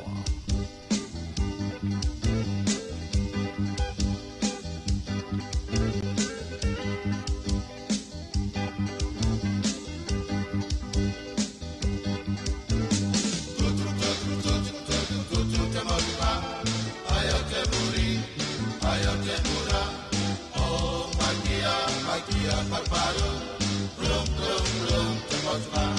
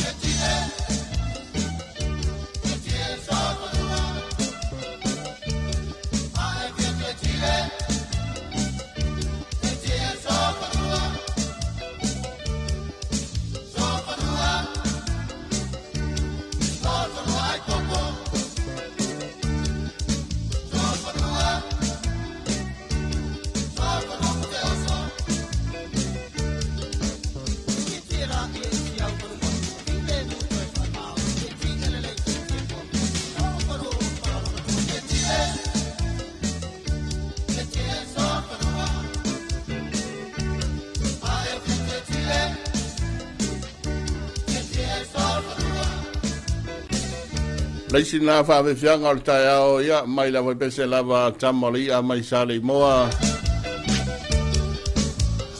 Ina wa minoi lutanto wa tunu wa tu tai ao a ia wa ta ape foi sa moa ia na ta penanga masani o ile wa ilunga le tele o i wa ta mai lo na sa le ta fatai mai ta langa le Ethiopia o ile o tau no mai le va usu le ngausu mai sa vai ia o i foi la fa kwa mai fo mai nei taimi ia o i foi la wa anga i foi mole tu na to fa nau ia pe mole foi nei fa nau ia onga ta wo tele a ta to wa mai ia ta to tau no mai le wa yaso le nei o le masina o ke topa ia mau ta to wa ta vale to vai foi mau e pe ia le sui vol ka o pensing Ioi. Ia leo te wa ia tu a pensini luata la iwa sene le lita tiso tolu ta la tolu ka la se fulu ono sene i le lita ia marcarsini luata la ono sene i le lita fai ia fuafuanga o ele ta vale e dei fo se mi ora fai ki nga ka vale e manga ia le ingo ia ka vale me ka ani mau Ioi. Ia Malaysia va nga fo ile ia Anga ni fo i taimi ia wa asa vale ale la e o fai si vevela o le la kula i fafo le kai mi le asa le la ia e kawanga kile ia kasilanga kama e vave ke le alo el pensi ia maruru ne le o isi la kai mi kula kuwa ia le ala ki o isi la kai mi wakale ke ho ia ngi pensi a waki o le a popole nga pensi ale popole loka ile soi fu malolo inga la ko via male si foi me animo bo foi ngi me o ia maruru bo foi kala isi o la kula ka vole le lunga fa mala e maruru ko la kulo le sia solo voi la fa pe wa pole o vole la val pensi e no vale le ia fa pe Soy fuanga ile meu tato bo iai ai o le ngo fala ngo longa ku tato telefone le fitu tai au li faso Ia o lai tā ua ia whaatal noanga ma le tamaita i lea na mālo i le mis whale a lili. Mantua tau sanga lea na tea lea na whaasa lau tu sa oi fo i le... Ka ko lenko wo ai pua. I wha moe moe o le tu mālo lea. Mana ia fo i lea e sel tā ua fo i o lea wha ma ite. Mana ia fo i le fina ngalo le tamaita i lea wha apea mai. Ia, o le meo whele leo lai unga i mai ia wau tamaita i e whai a onga. Ia o la lai unga i mai le a fo i le ngā luenga lea. Ia, o matua ma nei ala lava o lea fo i a fina ngalo. Awa a e mawhau atua. O le kau sa ilinga ko whai a onga. O tasi nā vaenga o le au nanga o lea ele o lava. Ia, ai o lalai whai mai a ia. Ia o ngā fo i e una i ai tupulanga tala vou. Ina ia sila i le tūlanga lea o le alu e awe whai a onga. Io e. Ia, anga i lua foi aka ki aru ka ki whai a onga i laso. Mese mea, tasi leo vaenga foi le peiwa whao Sofia ele te le atono lewa o se amatanga o whai le tumaro le whale ariri. Io e. Tō foi loko puro le mana i o fofuanga. Whama i te foi lele. Ia ma whao Sofia ini se kumaro e whai ina ho me whapea. Io e. Ba o lato sui lea. E whaasau le kauwanga mis. E tauwanga tau sala foi lele. Ia, e lo a fai fast fulu pe lima fulu I kumaro foi. E ngo winga ka fai o mai fai la ko ngo winga fai ka wanga misi ya ka. O le fast fulu ia ka mai kai ka sala e le wa e ka ke le manatu foi le ma na yalo ma fa na mai fafo wa pe o la to ia le i dei si vai na tele o fit feelinga o le tu lai mai ta wa le pale o ta tu tunu. Ia o fina fo ia o tatu leo fo ia fa inga ko por kala me fa pe e una ia ia mata pe nai fo ina ia lo fa na to mai tai nei la to ta pe na mortato ta vanga ta miss wa pe al fa un national net o le aso luas full fit o ke topa le ai fa moi o le aso nai fa ye tato le sa ilia ile tau sala o Samoa ia mana ai o le la wa tau fa ai ui ule a savalinga male fo launga le tamaita I tau sala o lo ia nei Litara Jeremiah Allen le fo ila o fa ilo sona fina ngalo I lunga o tala mai le tio fa va malo New Zealand le Radio New Zealand International le fa pe mai ai o la ia lava mautau avela ai le ilana savalinga ile afo ile avea o ia ma tamaita I tau sala o le la le leo lo tato tunu o le ia e mala malama po o ai lo fa sino manga o ai lo o le fa la telenga la o na fina ngalo o le tamaita I Samoa o le avea o ma tau sala ia e o mai fa atasi lo fa inga malanga le tulanga o mo me o tu ma wanga I fai o le tamaita I Samoa e tau waloa ma whaaloa longia I le tamaita I Samoa manaia wai ese foi le mai tau I le tamaita I o li tara o se tangata e si le tau sa afia o na winga e se tangata anga maluma lau mata fia tau sa afia ia o le foi la watu la taina fai ui ulana whainga malanga o lana rain ile tau sanga le na avea o ia ma tau sala o le tātou atunu ia mai se o le tau sala o le Pasifika ia le ala o le whai unga le masina le nei ia o le sila foi mai mo le tātou atunu I le tau wanga o le sa ilia o se la le lei o le tātou atunu se tau sala o Samoa le Miss Samoa pageant ile nei foi tau sanga Talo sia foi ka ko sa vai na me le vai se ka ko kausala se kasi sa vai sui mas ka ko ke se ka ia o le pale ni yo ku mua ma pule o lai tele la le o sa vai I fa so kwa kele e tele le la le ia na ona o pa lava e fa au Sofia lava ia alta mai ta ia ese umalangona o tangata e foi alta mai ta e fa au Sofia ia mo nga luanga fia alu tau va ia e foi alta mai ta e fi wai fa ia tu ia ele e paulava ese tangata mo la to finagalo mo la to langona e mafu ai ona o e awai I tau vanga te tele fa pe nei al tato atunu ta se voi por kala me ma se tau la mo ai a fa jau e kausala tau vanga tau sala o nga sa o tala vo e me va pena malo foi I whawhenga ia mai kalesia, ia masani a whaiaon, whaiala tau tāpenanga whapea. Ia matua la oe whaso o le kele au kaimi e whaile kau wanga kau e whaile tau sala pe o tau sala vo ia au lotu sa ile se leni ia e kale pese ia ole ainga ngei o whaso ia o akulo ilunga la for kupe vale sorry la ngale luaka la usa ka mo ia kulo la ia ole sika ka vo ro ka ainga ainga le luaka la sa oi ole alo le kini susula ia walu fo ia le fo ka ko va ai ia faile mo le kausara kusi kusa wale ko ia fo wale ko faia me nga ka le pese kai pengi poula wala kwa o kusi la kausala ilunga fa sape o lo tu la sa e sa ile se len ia walu ia le fo sa lumba le kausala online mai wa ke le ka le sia ma le afio anga wa faia la tu sala online sa ile se len mo le atina ina nga luenga le tua Ora manga ia le mele o ka ko o ia online. Wa mau mai mala ko lai fa. Ioi. Wa lai sila mai lunga ole. Ia mala ko lai fa ia mala fo mai makupe ma. Kusala le fa ia wa leva un ka vili solo. O fa kwa ai ka ko ka sala online ia fa mo le so angi mai la ka ipu. Ai o mai fa mai. Mai ngawa umanga lafu kulunga le account le nga mai fiu fiu fa ya ko le lau se su ai fo ale ku pesi o ku ngangele fa mai la lafu mai fa mai le se mele ka ngu mai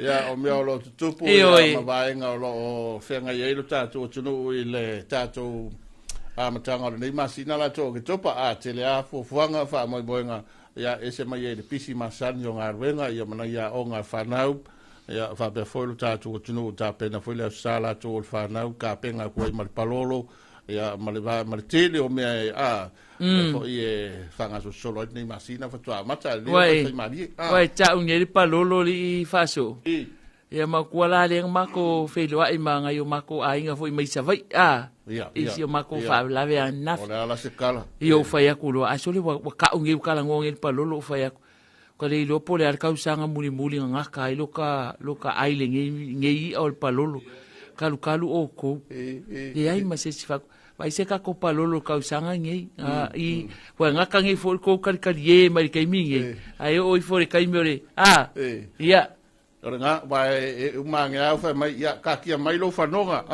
ka kia mai lo fanonga sina fa ve fianga o taia o to tele mai ia to fa o ta to tele no nga programa fa talo fa samo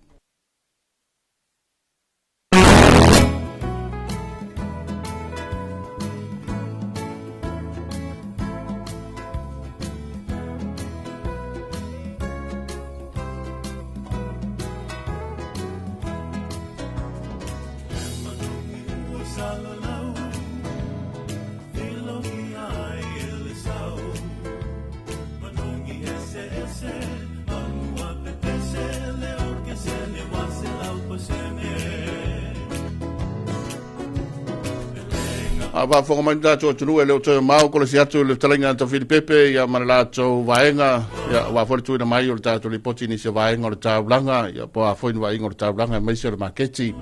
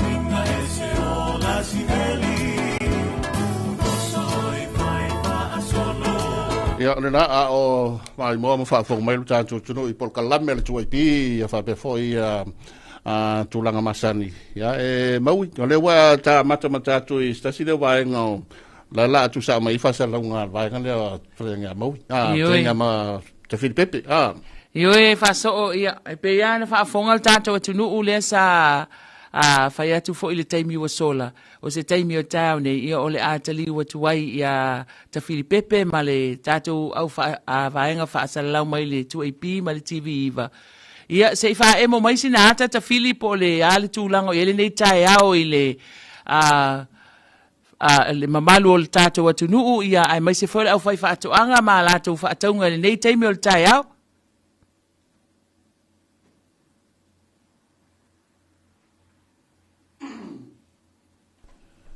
ia ole na ta fili mai saya ma mai ia na wa lewa ma watu ia ma vai foi ma tu ma selinga maui ele fatu ngai no le tato porgalame tu sa mai ia ina marketi hale lei ona po ma mai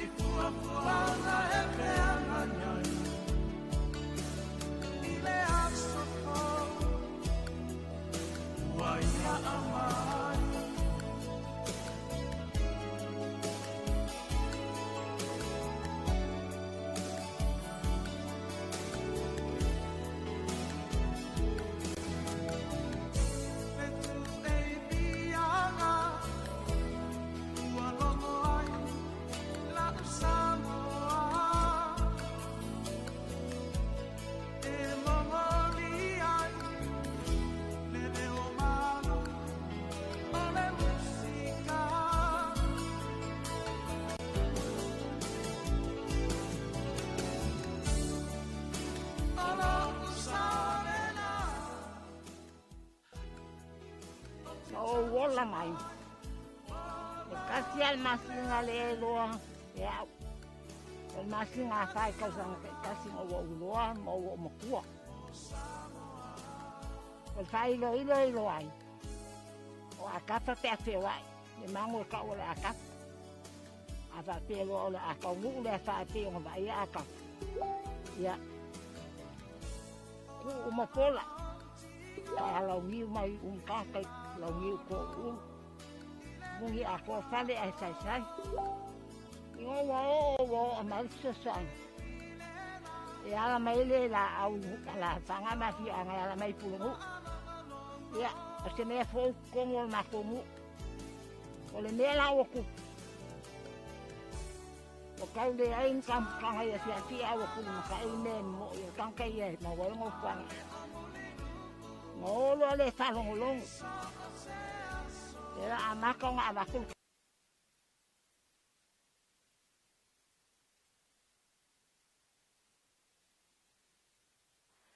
Fe lava fa talo fa tun fa fonga mai mo le tato tunu ule nei tai au matango fio le aso lulu nei o le ulua yaso ya o le masina lona sfulu po le masina o ke topa ya ele nei fo ito sanga lua fe lua sulima pe ona fa ilo stai me o solo tato fa sol tai au tato lipoti tu sawatu ya ele tato fulima keti nei ile afio anga su senga ma ululoa ya ilumo le supermarketi fo ile afa macho ya e pe ona sila ma ya ile tato tunu. Ya, tanga-tanga mai le tūlea. Ya, lea ua, mawhatasi ma le sunga ya le levanga, tia puka, ya, mai la fio anga o iwa, il mo tele se la fai, ya, lo mau paolo, ya, ya le sa matanu mapua, ya, awan tang mo fai ngawati, na e nei. Le levanga, moni? Seifu manuia, papakaivi ia le iwa, o mpoinko wa fea mea ko official mako makitingei, ia o mako makiki e makala ia so uma ngi wa yaso malewa yaso siro nga kare kasi yasa paku aga kapungi ia so se ku ainga mea fora au ainga mea uma ma mie e ainga kongo Samoa e maua uma ngi e maua foi fora au ainga lima tala Samoa makwasi ku we alava le lima tala Samoa le vanga le sile mal tato tunu i au fai ia e tai fai ia tai ono ta la fai palangi pe la kamale le fa pula ia maua tai fai le tau mafa ia e ono ta lalo na tau ia fa solo mai le tato au fai ia au fai tele la au fai palangi au fai ia sulu ta la ia le pe ona tanga i mai le tato tunu ia se mai le situ ai au fai le wa tau tele atu ia lua sulima ta la ole au fai palangi lava. Ia. Tolo sulima tala au fai na. Ia. La na e to tau mai. Watu ala tu nei ale loli sa o mato market. E o mai market le tai fumali. Pa tau watu me i mato market. Lo la tau pa tau tai ma. E alu ele umiana ta tia se fai i po se popo. Ai watu e to mai ala au fai market le tai fumali. Toi fatau. No la tu fatau. Let's do it la tu. Na pa wala me ma tu e uma me ia ma mai aso tatas. O esi. Sila mai so stu ai nga size o ka se au le o esi la popo ana esi pula esi tatafa lima ta la fata la le na e fa solo mai ai le tolu ta la. Ia e o mai lava le esi na lua ta lalo na tau ia mai se lava mo nai matua tausi pe tau i leil ma lua ta pe pati polo fia kau pe pati polo le anu lima ta la pe pati polo na ia nga mo o le pesi fulu ma kale ia nga ta o mafa o le oka ia le na pa solo mai la ia ile tai fai pula misiluki valu ta lalo na tau ya ma na ia fe tau le leila va male malu o tai au ya ma wala avoka pula le breakfast male lunch al fa na la onga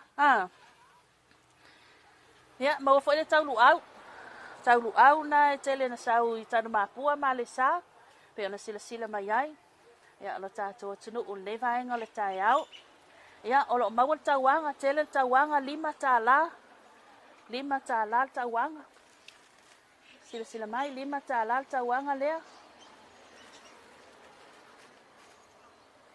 ya mai se lava le au tautua ya ole tele na o fala au aina pe ona ya kamako ya o fiu ku kama isala elu ya ole koko se vai le nu o koko Ia o... Ia nala o tau sila mai le tele o tamata o lea. Ia a o nei lana na faule mea o teli. Ia walu lo le 5 tala. 5 tala le alo le kamako pula le dei. Ia mau fo le tipi. E mau fo le tipi i o le fiu pe pa fiu mera e 5 tala. 5 tala. Mana ia la po o pe pa fiu. Ia o isi tamato na le fa solo mai lalo. Ia 5 tala. 5 tala. Ia le na sila mai na tato tudu. Pepa kukama, fiare alo pepa kukama. Se tala pepa kukama. Se tala. O foi la ngatele pepa tu tama il matuma. E alo lo le 5 tala. Ia, se mai maukeni. So se tu ai ngā size, maukeni umi, maukeni la poto. Maukeni mumu, maukeni sama-sama, maukeni mea mata. 2 tala, 5 tala, 10 tala, 8 tala, 4 tala. Ia pepa isara elu. Ese tu ai ngā isara elu viole, male isara elu pai. Pero kamale le fa ngā marapau. Pai ane fa ko mai la tudu. Ale kipi ko ngole pa vai fu. Ia, ese voi le tu ai ngā isara elu le ala nuliuli. Mana ia fiale tau le pepa isara elu. Se fu tala. Se fu tala tau. Au le na tele le isara elu le val tala. Pea o tele mani ma ke. Mana ia. Ia o koko Samoa, koko maka.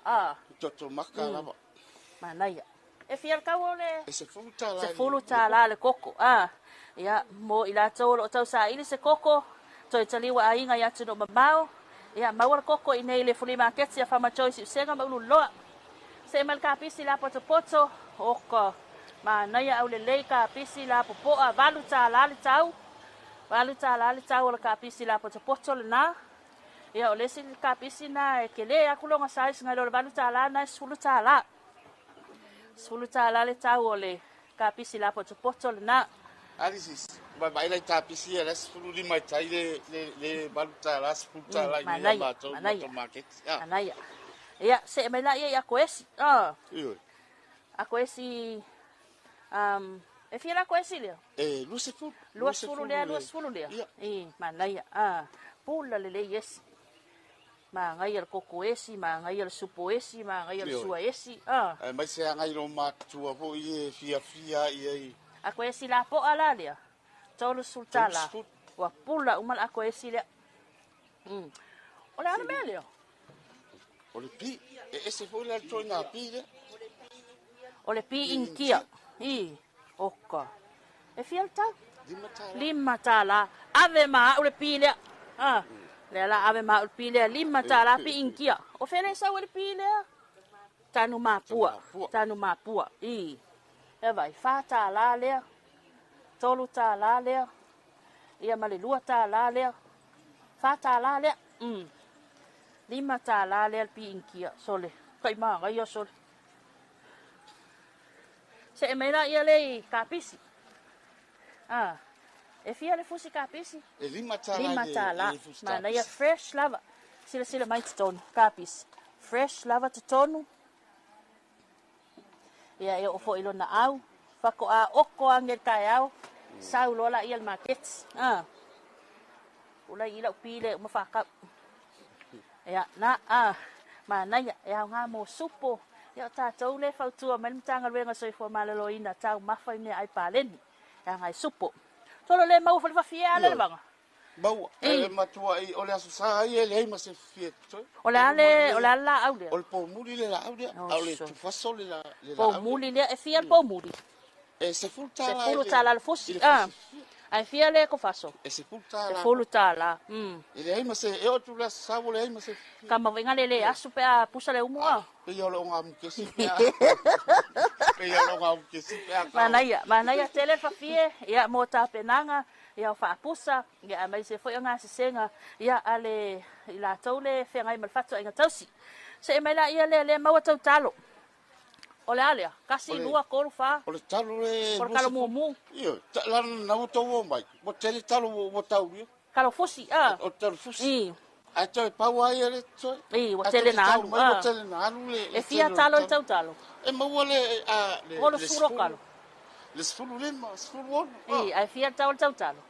Dua sultala mana ya mapo le ile susu ele susu marketing le ola wi ai le mana ya sila mali ta to tunu ole lava lo anga imel malo la tunu fa nga fa taunga ya o ka popo ole popo la ese fulutala ai fia popo ile tau popo ese fulu popo ile se fulutala se fulutala tau popo ai se fulu popo so ka ngo poke ma fa ya ole va ile ko si olla Mangaya, kaki kau le anu le chim.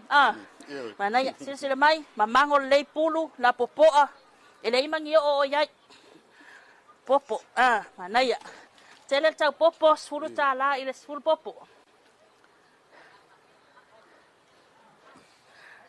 Ya, se pe na sila mai tato tunu o le to tele lava le yai. Ya, ile mamalo la tunu o i nei tato free market ile ale I fama choice senga maululua. Ese umano fanga yanga imayani malo la tunu. Sunga le levanga malanga mai iva. Ya. Oni sul malo la tunu malanga mai ale sa tanu mapua toa mua. Ya tele lava inei. E mau lava market ya so uma. Tapa o. Ya, le levanga. Te vai so ranga muli. Ola sulanga pe na il market ile aso male aso.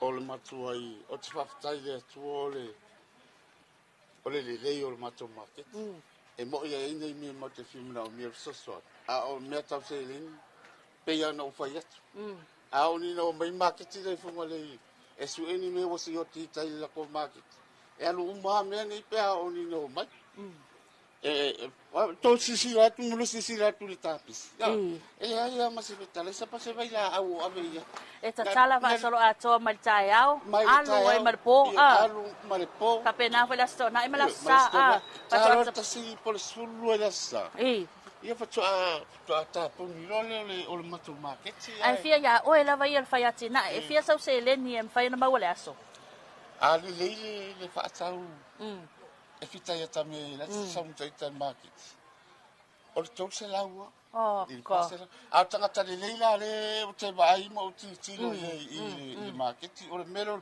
o le popo ya luar popo e alu tai fa afia le ta vale o le popo mana o ye se aso le ma o se fa tau le ya mana ya le leia me le to si la mai sa mo a fio ma I mai il mato market ulo nei so se to nga me mau a vai lo se le ti sawa mau atu il mene na o ye mau pa vai lo se le ya malo fa tai le vanga o le nau fa fonga sila mai le tato tunu ya tulanga pe ona yai ia le tato wa pasala wa tu sa lunga tato wala leo tu iti ma le TV iva ya le ala tala malo ile free market I nei senga mafama cho luma tonu lava no fanga le free market e fama cho ya e pe ana sila mai ai so mai fio mai tala mai au fai lau fa tau so o se vai nga lava mau nei ile tato free market ya e pe ona fa fonga mai mo mai ai ile nei vai nga tai au a le ala tato se atu ya ile fale ai nga tau ma favela ele la to tali watu tato fa salonga tato ofisa tu ya ile pensula mal no to fa ya mau ya mai sele to fa sala aula manu yan nen tayao fa fongal ta to tu manu ya foi ma to lo fa ya tina to fa sifwa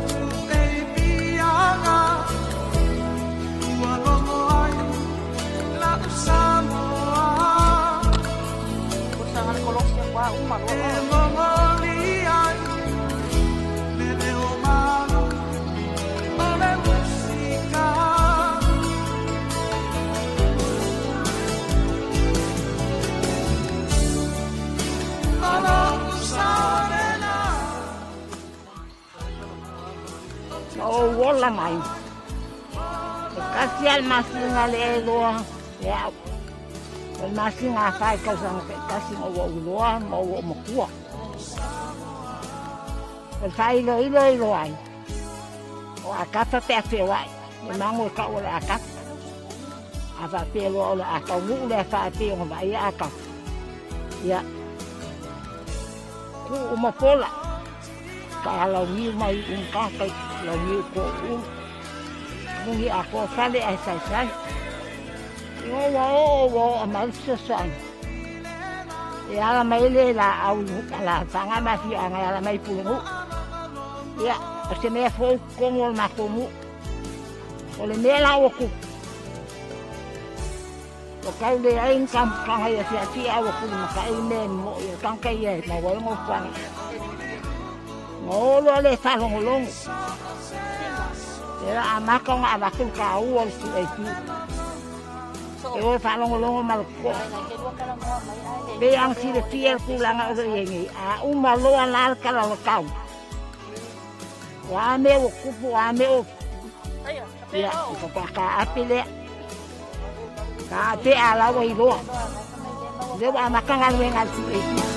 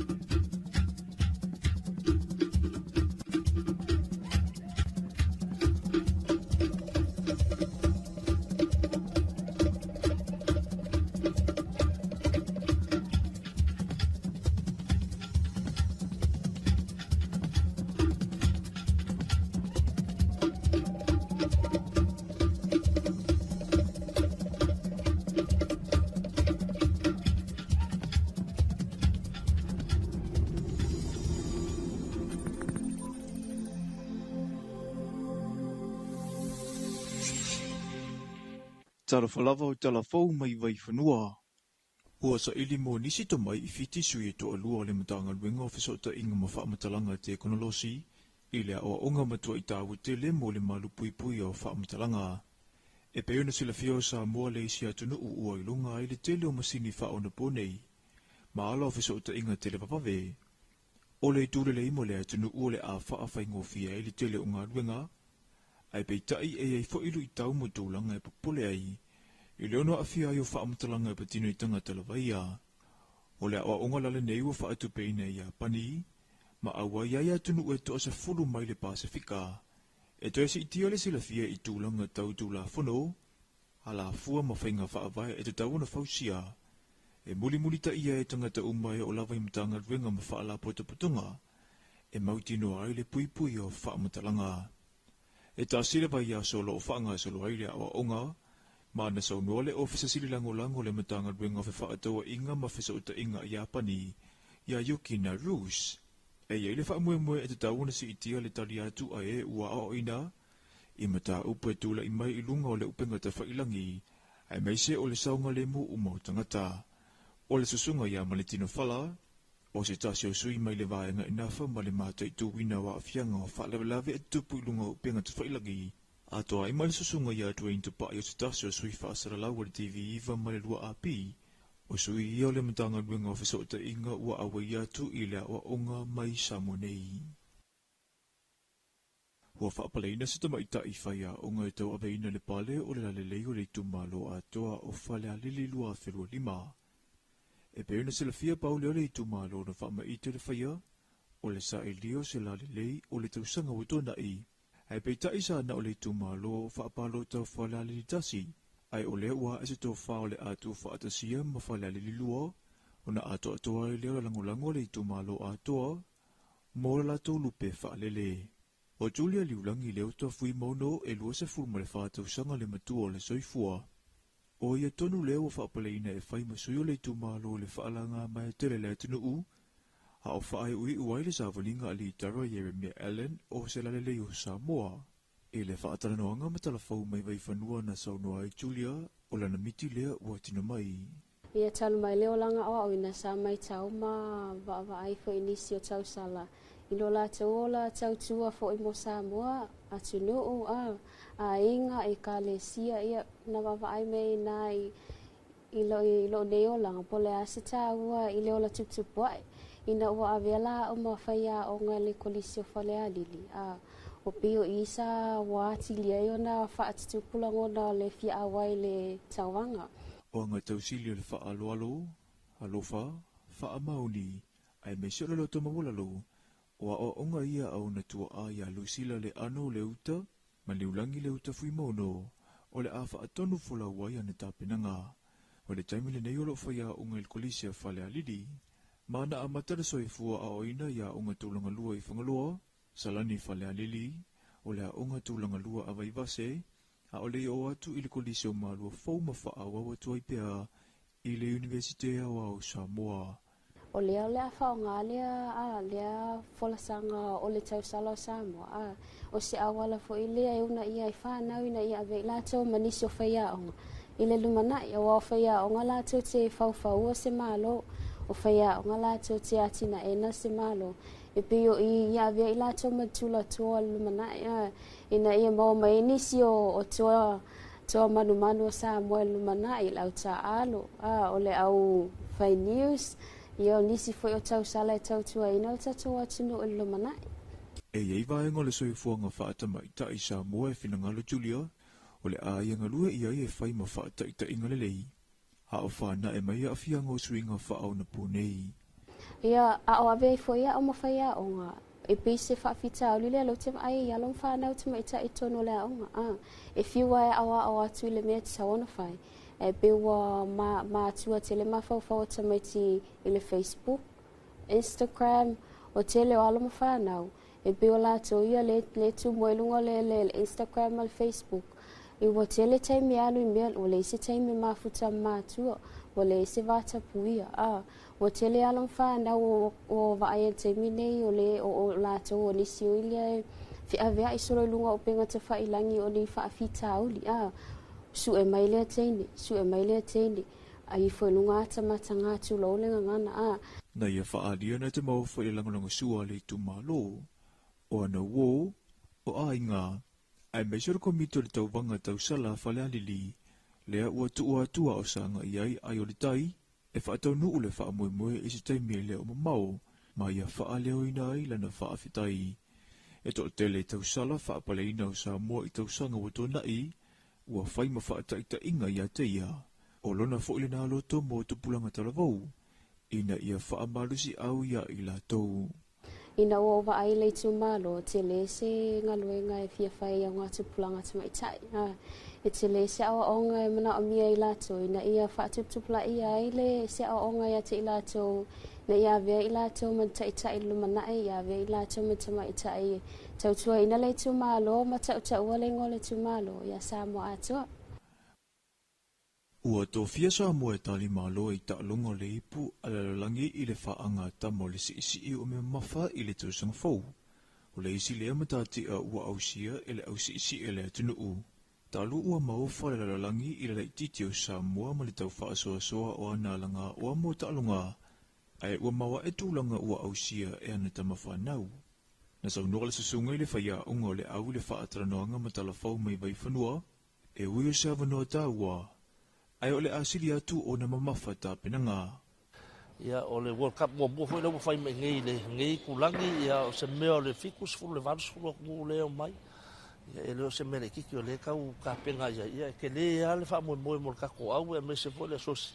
Ia me se foi le ku wa ko ia ka ku nga wa fai pa anga fo mal ka ko fiso ka longa sesno. Ai pa anga mal ka ko malo lo fisa fo yo ka longa le o la fo le fa la ko ngal malo. Ia me se foi vai nga mai fa o lo senia mal ko mo fa nga lu fa kasi ia mo fa nga fa kingo mo sao mo bi fa mo mo. E fa atino fa atasir fa mo le nei male sa ilinga se mo pini ale tulangi le Oceania. Mo le sila fiore ta amdusanga le nei fa ia mai le asolo se formule limo aprila se ia o le asamu mo me o le tau sanga fo. Ona toi ta pena le o le tatou au mo le ta amdusanga tele ma lo le tau pulenga. Ile masino i ula i le tau sanga lava le alua felua se formule ono. Mo World Cup World Cup o le fofa nga le World Cup le nei o le qualify mo le Olimpika. I LA le fai le lua felua van. Ia o le first qualification le wai lua kausanga ai le yo o fa mo mo. Le ala wo fa nga le World Cup inge ia Samoa ia ka kongi. Ia o le official recognized qualification le awale Olimpika le lua felua van. Ele i mautino i le taimini nei le awale ai tau wā Samoa. Ai pe tai o lo fa solo pia tole ninga ina ia taula ia tu sila a li i mata mai ta alo ai me sele pulinga i pine e mafai ona maua mo Samoa. Telefona mo le nei vai ngole aso manu telefo fo nga fe ngai bale tunu u.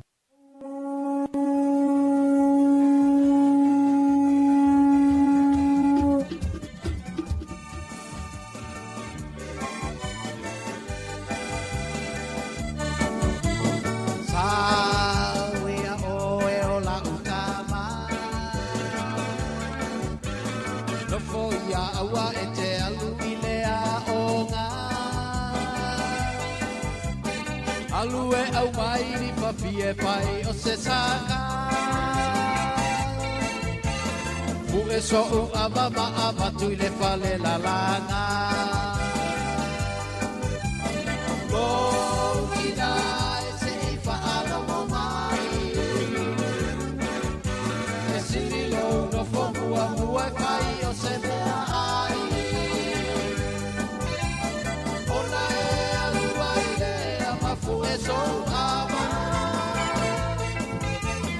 le inga solo tunisi o le fale la lana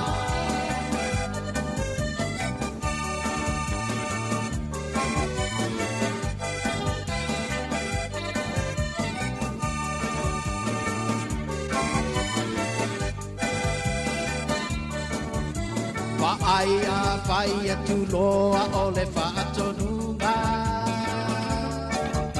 Salapulo mutu o te le fia i le munga Fu e so u ava ma fai a le lei mea uma Ale anga o te fo i mai fai au puga O nei fo i e fai ai o le suena Na tau vai e lo mato fai a o nga Pasalo ai forio ue ulima Ona e fai vai lea o no uvalea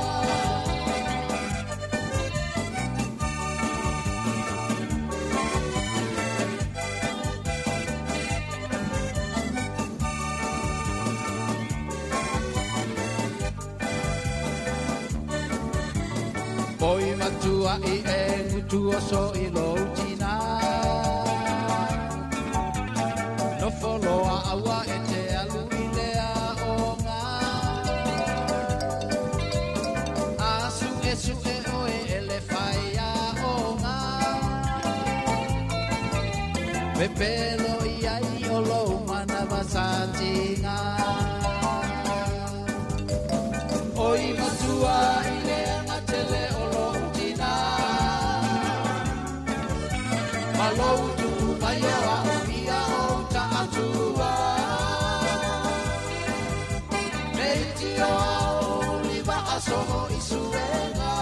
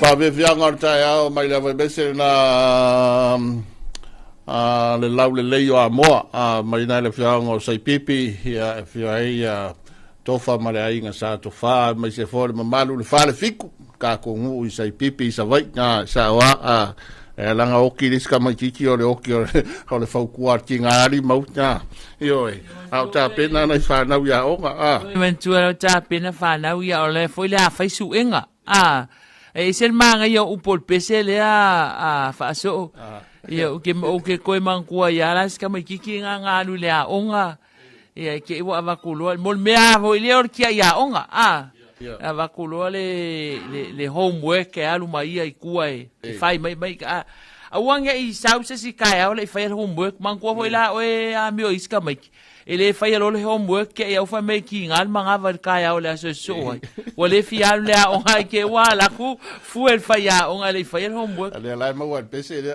la ma wa kongu me al pese le la kulo si mi le malanga me onga I ke le yo fa con un ku sia ko fa my change these words into figures ia fa ya ku fa kau se i lo po au me ke an nge fa fa kau lo o ku le figures wa fiu le ka mai ki kau su e po la ka un ol figures kau supela my FIGURES kau la ia kau mai change these words into kau ko mai fingures fa koi foi i la vai kau au kere ro penga mau ai la vai kau i nga me ia mionga enga mau ai lo vai kau ri fa so kero me mari o le fa mai le ye sei kalia ku ye ke fongi sei kalia ka ku aku ya ka tarofa soi ko mangu ya la o se fa so ya maro se fu manu ya yo ku male ni malai na koma funga oi funga ide i fefo ka fa ngaka i oi Manu. Ole wala awa ko apea nga e tira fia la kapoka la me masan. Ia le ngoka ko le lunga le ke lunga le funga malo. Ia. Pa mole ia okay seki ole ma wa ku por kala me nga fo ala ku se me ole se fur kasi ia por ka fo ko ia mele e au inga la falongo ai le sa wa kapoka la.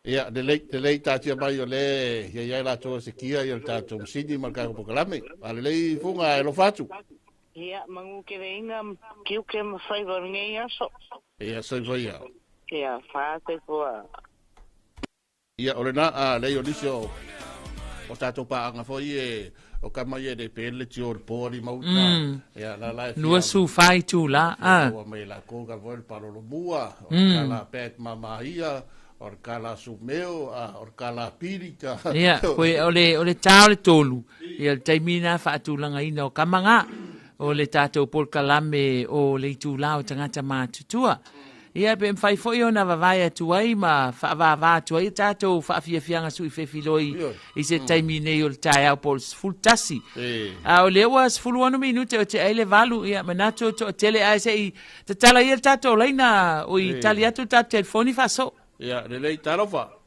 ia pakalfa ku sale aula ia so po mo ia va pe foi le kalenga mo si ia mala lua sa se lua malo lava ngaru lue malo kaulongolongo fa mo si lodi tinya oi lodi ia tarofa lodi ia pakalfa sale au ia malo lava le fonga malo foi kaulongolongo ku sai no ka ku e fa kalofa mo ide mawalunga ka ko mo ya fo yo ngau mawalunga se yo ya ka ko fangau ya me ser fai au fai ngalu nga pa ia le kuam lo kala fau ko le ngu mo le ngu au wala singa ngalo le ku wa se mangu ya sa mo ka yau ia mangu ya kele le ru ngalu nga mangu ya le ru ka ru ia mo me mo ngi yaso ia fa kai tai loli mo ria tere ya fo fa ma ngalu nga fenga yai Sky. Ia so foi yo ga loli ia male tato programa pe on fata sima nei tai mo tai a tele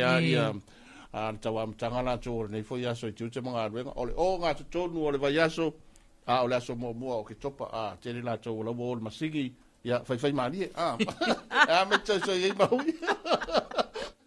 vai ele fa pe o lo le anu masingi onga e sa ngoila ia la ko la won masingi e fa malo la tulu ba o kau ia ka nga uma yo a fa mo lo kau ia so lulu ya fa le ta fa le se wa mi pe o fa me dis ka malo o wa hoila o fa so kere kai anga e alu se masingi ya wala e uele ele lo makua la kad he le anga fo ni me o fa finya so de ese yo pa wal me anga fa kilo o fa ngumela e va mela ia le walu I malu ia so ia e le se polonga le la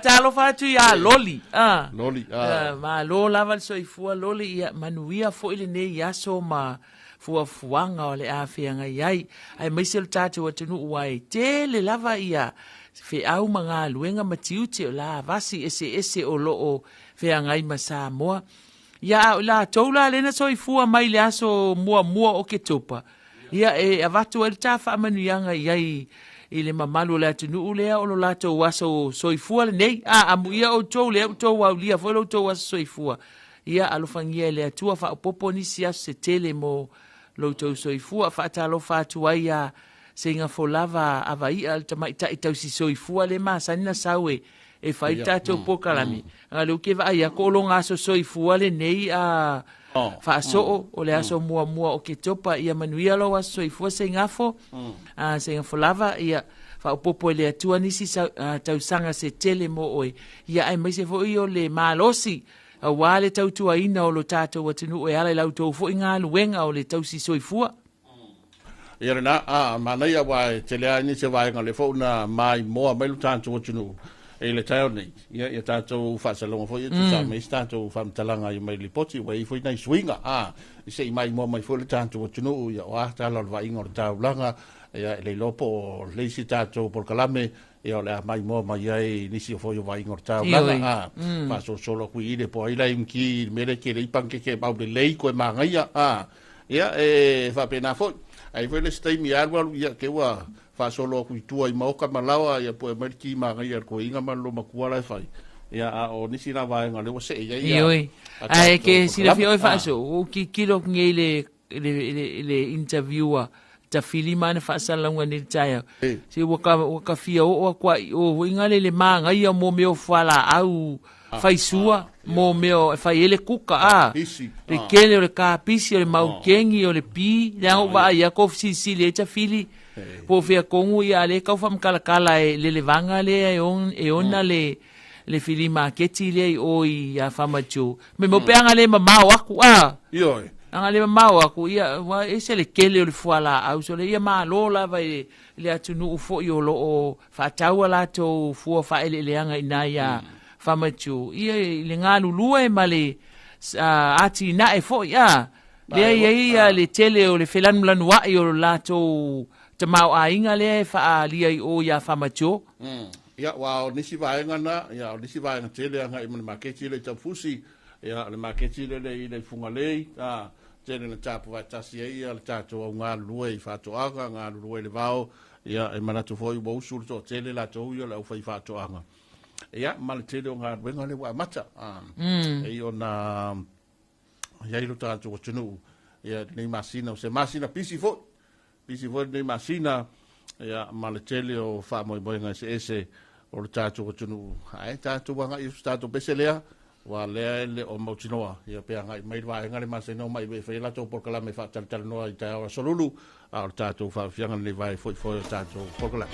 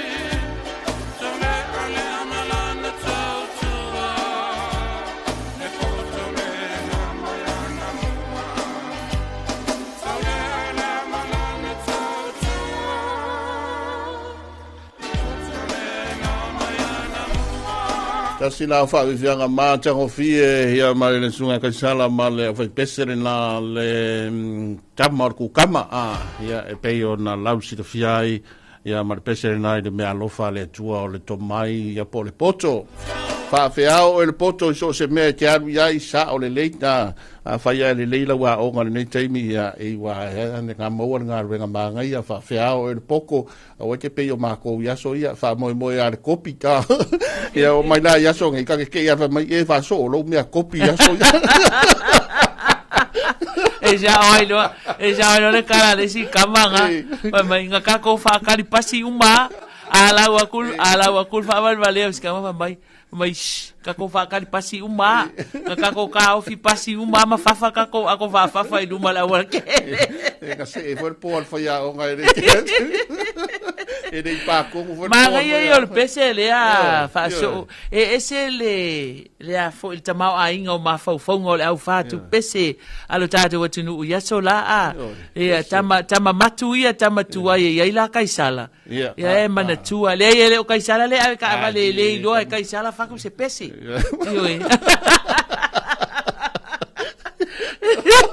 Usa kukusa ingoa ai aku wangelo alfa kunga al pese o ile aila o kaisala ko ngwa le ya kako le kala wel kuspa ia ale me kaisala ya ka o le di de ngo kire me ngalfa kunga al pelo e poco ai kaisala yo e lango o ngai va ngai ale o fai upu ia me o fatu nga pese ia ila to vo ia faku mali pese fatu mali langona fatu mali langona awa kapa ia ese manga ia tu e piale ia me se fo ila o le sunga fa fianga inga ia lale pe teru male este tasilea tamali ese le o i ma faufunga le me o le fatuina o pese so se tu inga pese fa matala mai ai se fe auta o wa ele taimi le na nga i mele sunga fa fe nga mai fa le tua le punia la va ai le lato malanga mai le si taimi le sa ma wa fo la le ava no e fa tala no ai lunga o le tato tu e pil si u fonga sa mo ese fo ile mana ia o langona ma le fina ngalo le sunga fa fe nga sa fa matala tala ai le ma ia mafua anga ele na fatu le pese ma le pese malea pese wa oka ngi pese fuanga va tia ma so se pese fa makala mai e ma fuanga au ka ko la kai minge ku pulanga le oi le rap la foi le sa eu fa sa pasuya ka manga me arenga ka ke fa longa kunga asilo o le pese de kenge vave o le pese de kenge nga ma fa nga fa me wa ekipia o male oi awe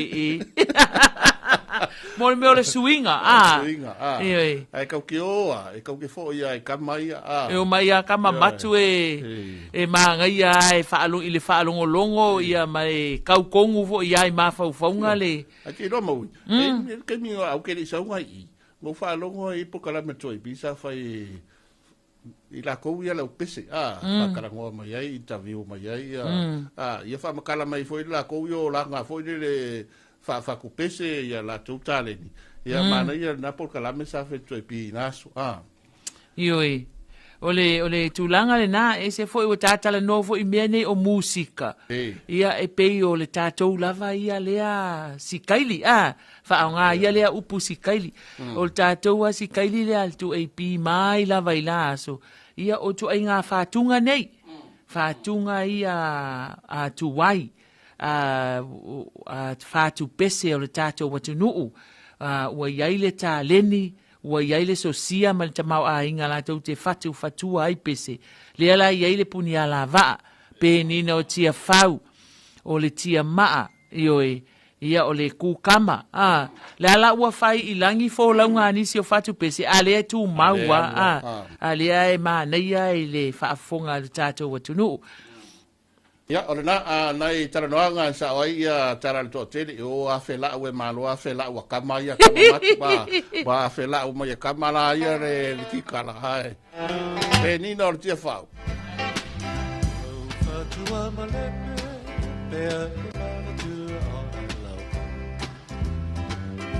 ele tele waso pale asa di dia ele palo eu subano e pepese fugaula ayala I te fai va ma fau fau talo ai lama oh oh di lo wa ai amo I ai o sa o ma Oia o I tenei, ua polo matalo o lo fa.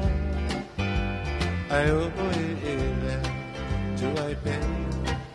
Ai o na pau o solo fe fe. Le o se lo va pau e le apane.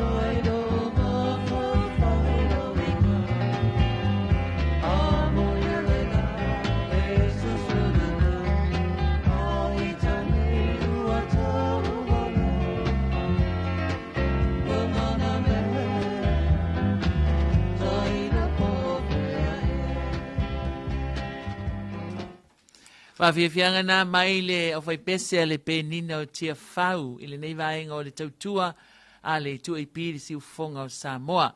Ia, ai whiawhia fo le nei tai au o lea o mātou whaatasi ma le sunga ia vaonga, ma wanita o le company Malosi a le Esco, o lo maua ita avale maua lulunga ma le Malolosi, ma le ananga tā, a wā ia le tautua ina o tātou a inga. Whatalo whātu vaonga ma lo soa tau nei tai au, so i fuamanuia.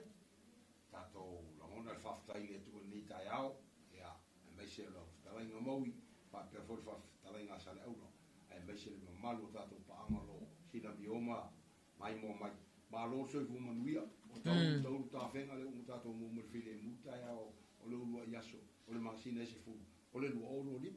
Yo e, so i fuamanuia, lea fo e fia va ai atu e, matua te lele alofa o le atua e lau sunga le Malosi nga ke loa ke ulu fale mai e o fa apele sa uskenge o nita e a fo i fa singo mai kongo mako poku le fionga le sui pa le mia i lo la e le fai wo ka se ko ile aka fa so o fai aku ui ka fe le i lo ka o le fio mai sui pa le mia nge fa tai fa ne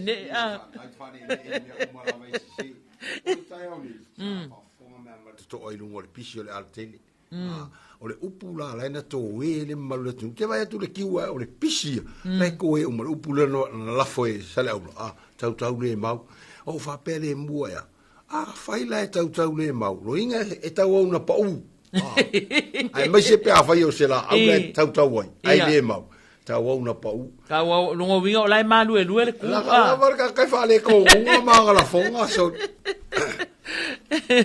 malo ia tatou wanga ia tatou company mal tatou tautua o lena o ma ua famtalanga sa e sa vai i fo ile fa i ungol vai yaso ia o le lava fa aftai mo o le tatou tal no ia la walu sa vai ni te ulo masal salom sale o le pena mo mai se me ai la fa te almena ma o mai e fai ia le tatou ta vale tatou ta vale wale nga sa kai mi le kai mi kaluai fai mai o lae mawal tatou cinco gap ia ai se i faila se kala la ka mai po ua mawang ka ko tapo o sale au la le fia fa kausonga sa aftai a mea se ile approving ale long ai afo o le mamalu le tunu ia o le o mai almasina o se tema sa fail tatou fa pito tatou len cruzalia le sipi le single cap lua fa to four wheel drive le asa ia il tatou fa pito ale na fai ia e to e tolu tatou ta avale la ia il taimi nei o le matua pa uma walalo lava o le tau fa pela fa fonga mele au fai fa to anga le ava o le talo ia o le ala vale el tulanga lo e a o le vana e fa ana nau ma e mombo o se ta vale le lei e umile pusa e mfai ona au sia sosto inga ala tele i taimi fa le tonu o tau ma taimi tau mo mali le avano le lei ale to e tonu tato sipi e ai lualan papae tasil lan siliva o se tau lava o to o lalo tato company le o fa o ma sino octop te masalo ia to e pauni o le avano ai le to e fa popo tu na ma malo tato tu vala au mele lua o val selau sili mo fa tua ia porto mai tai la leia Anastasia Apulu ia pe fa pefia a mabla matili ni au ili linga o tato ta vale tolu ia le to e mo lua lan papa e tasi lan sili e i makosi fo i au tafa e i ma le fale ta poleni ko la po pa to la le la po la pa o le tasi na dato package a fa peto e va popo pau ia to e me la titi ai le mo ale tau le ma sanin fata wo o ta wana special la il termine ia ato mal pet laina le pa vo le cavai tu le tree ia fe la fo ia la ia o ame mafa ele a final push o te fasi si la tu mal falo alo o lo ia vo ita Toyota Hilux Staple Cap 4-wheel drive o komeki to lua ta vale la fo run the special tamana e ngai official malo company tu moti ia fa pe nga fo stava le inga pe fa pe le suiki o tele na li fa le malo le tonu ile o komeki ia o le tu manga le na au mai me fa o sa mo au liuli ai le fai pop vai anele nganga baka suiki pe o mial kala sipele ai sui maka o le mea sa sa ia le taimil nei ia le fisile tu mai la nga le suiki ia le tina le ainga langa ile suikia ia to tele le ofisa langa ile suitia to tele le tanga lu o le fesi ia la le suikia la va fenga lu ka le fai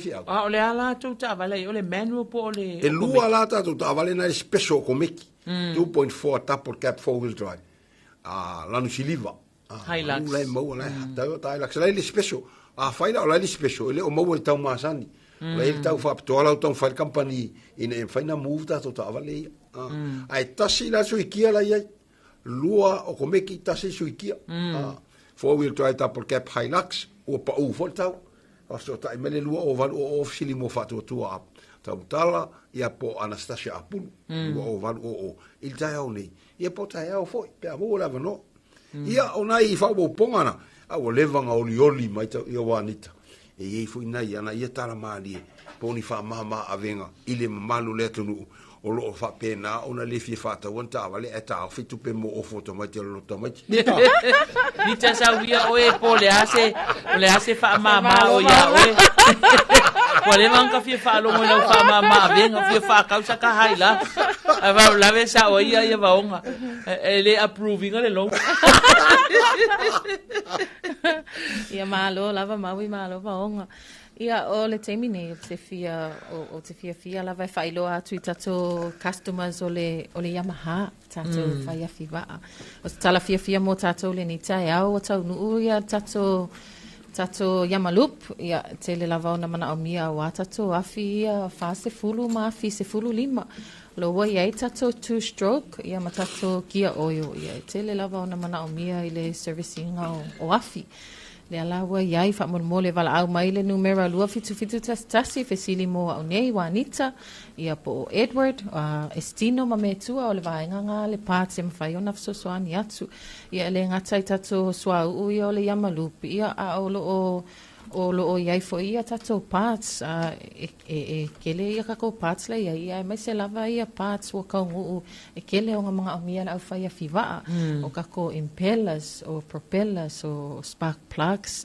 ia male au nanga fo ile ale maua ia se tonga o se fiva ia e mafai ona mato o kama tato tatala no ai susu atu tato ofisa I vai mea ia e maua ile mato team e sili mo le vaenga le parts ia o lesi itu ia o tato pauta vale ia malo tato atunu o mau tato pauta vale so se tu enga size pa o lava le size o le pa o le o mau o lo sioki fo ile terminate o le Hilux ai a tau mai ona failo atu fo ila ia alo o ia tato pa o le Bridgestone ia mo tato Land Cruisers ia pe o pa o ia tele ona mana o mia e vaonga ia fa mana ia fo ia na ta vale fo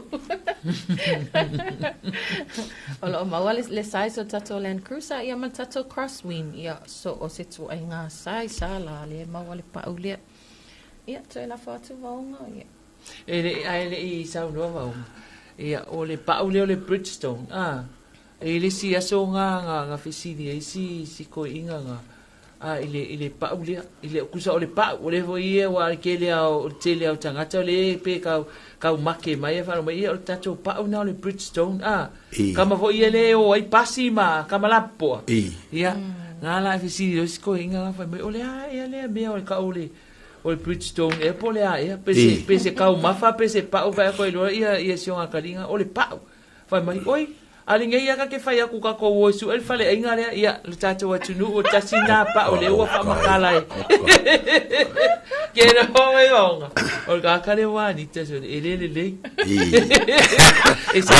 esa ka la o mai anga spare parts o le ka make wa ku sai la ku le si fai va anga o ku sa o isi ka o malo le tunu o le fia fa ka wang spare parts ai va ai lo ia wa ni ta fia mai se mai la se i o le sa fa ka vai le kaulia o anga spare parts le so e ke se la fia mo wa ni ta mo sale o ka ka ia le ko pe ia lo ke aki ko lo vai o lua o mau maru mal ka ka nge o o fa pe se vai o avo le prison la o fa le o fa le ainga ka nge o mo o le si meta o le pa ia le malu tato watu o le ana to pick up inga mai ne o to tonga ia o tato fiva le malu o tato au faiva e o lo ngalu lu el tato nga tai fale wale fonga ta ma fole atu no le ia ia o ma fu fa pena ia o le ta o ia le fasi sinanga le wani tai pats mo wa la nga se ata unu ia wa o fita i tunga sita mai tai wa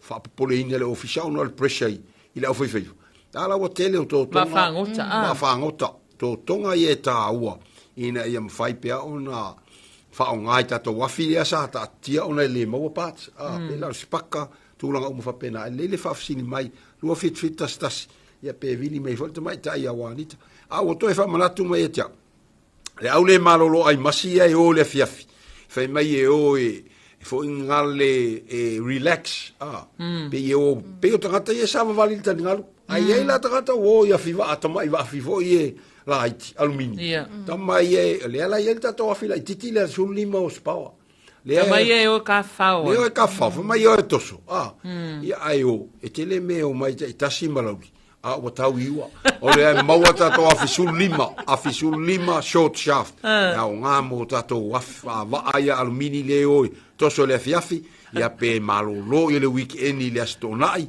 ia awa ia le fongata o mafa ia mamapu fo ia le fina ngalo o le mamalu e ngalo lue tinga ina le vaias le o maua tato wafi le sulim pe masalo ele tele tato wafi le ia ai su mai matala mai au fai tato tala manu o le maua tato wafina ia e fafile mu ele fina ngalo vo le e alu le alo ia po tua ngalo tua le titi o le au e toso vo ile e tasi ale ai le ala kunga ngale vai aso kinga ngale mau ala ya lua ya malu le tunu o le tu langa anu foi ke wale lo aku mai ngalu ai ka fao ai me le ali le vaonga ma spare parts nga mai fa le va ar kamale o le mali ele tu ma wanita e to atele al time covid so le o ko akele nga o faia o vai tu so porque ya wali li fa ko fa pe wa isel mele u faila wari o kai o koso o le no po vele koso ele wari fa mole to toso e maualo le ia le sa se fel tupi wa le to ta mo fi ia ia ta uia ia yo o la vai fi le ia vai ane la vale lo mutu male afi e fa ia yo kale sa o soli nga wa ko fa mai soli ele ave lima sul kala ai ko se fulu le ai e ai la ka o ingale le oka ai wingu la so ola eso ile lo vaso casi le complain ni tau ole mia ai le ia ai do a fai va fa o kai le ia se mea la pole ai ile ka ole ia wala ia lu le va asu e mai le ai le ole anu sa o ka le u ia e sa ole le ai ole fautuanga mo tatou pa awai e alu e i o toile office ase i do se sila la ia i maui ma wani tama sale aula a kala kungi fa kau le fale se o pengi si fivo ile e ono sfulu pau ya lima sfulu ar kausa o ar kau ya lima o lo le na watu ai o il tau le fiva o le mole va ya ele ya sine pa u fa o e ma ku for kau ya lima sfulu ale ga fa mai o se le mama lu ta o fai ma lo la va nga lu sa mo fai e fai vo yo le sita ia te tau vunto fufu mai amato ni fenga luanga wa amato telefang ai langa i ele kala ko inga malo o ma ko ele fai kula au ko ia kuali imbo e pule as kafunge ile kau ile la longa ba lungu winga e ka ke fai ki o vo ai le fai ngo fie fo nga lu ma lo fa ftai ta to pa anga nga tai fale fa au pe ona fa ta mota ala mato tam fai pe o ye pe nga tau fa ftai e ke si la fio e va onga e kasi al kai un kau fai ma ko mi chama le fa kau ia rengi ia fai a ko ele mo se pa u ka un ka ke ia fa mai ele ka un ofie fo ile alu kai de sam o vai a kulo ia fa kau ia malo i maka ele ai o nga vo le alta to sual ni ta o fa fonga mai mata pu ai mai le tunu ia wala tunu ela o fai tau ela o mai tau o le mia ele va peta te alua tu o na so sofale e que ala ko e mari e fai ia la o lu faso ele ko anga waka o mereka o so ai ala o kamale o nga lu e fai asi umi foi o avatu o mai ia e que ale o vai e ko kula lo se simsio al pawa ngar sele ai la lo le ia le fai e fa kau o le ke le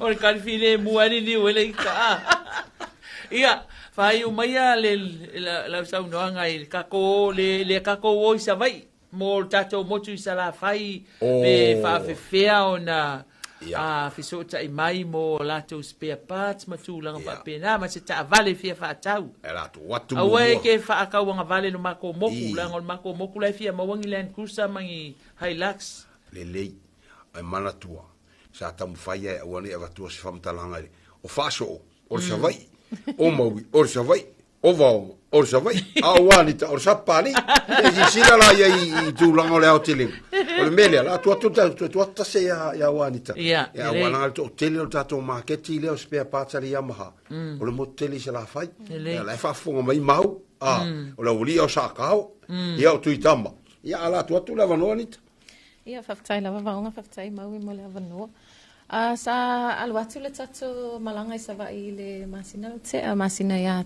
se tema. So it was good sa whapea fo iona ta pena ia parts o awhiwaa. Awhiwaa ele ngata i taavale wa e tele ai taavale. Ta pena ia parts o awhiwaa ma o atu malmato team. Ia ko kele whaasi waa e ngale sa reach out i fo mo i fo whatau e lato parts i savai. E pe o le sivmea fo ina o mana e fo ilo whafsili le nei tae au maui. Ia o le kulanga fo ile kako savai service. Ia lea lawa uma mai le masina lea. Ia ona toe tapena fo ila ia o le sitato malanga al masina fo. Ia ona toe tapenga i fo ila ia o kako o parts o tato awhiwa a ele ngaka i parts o taavale o ia e ave services i savai.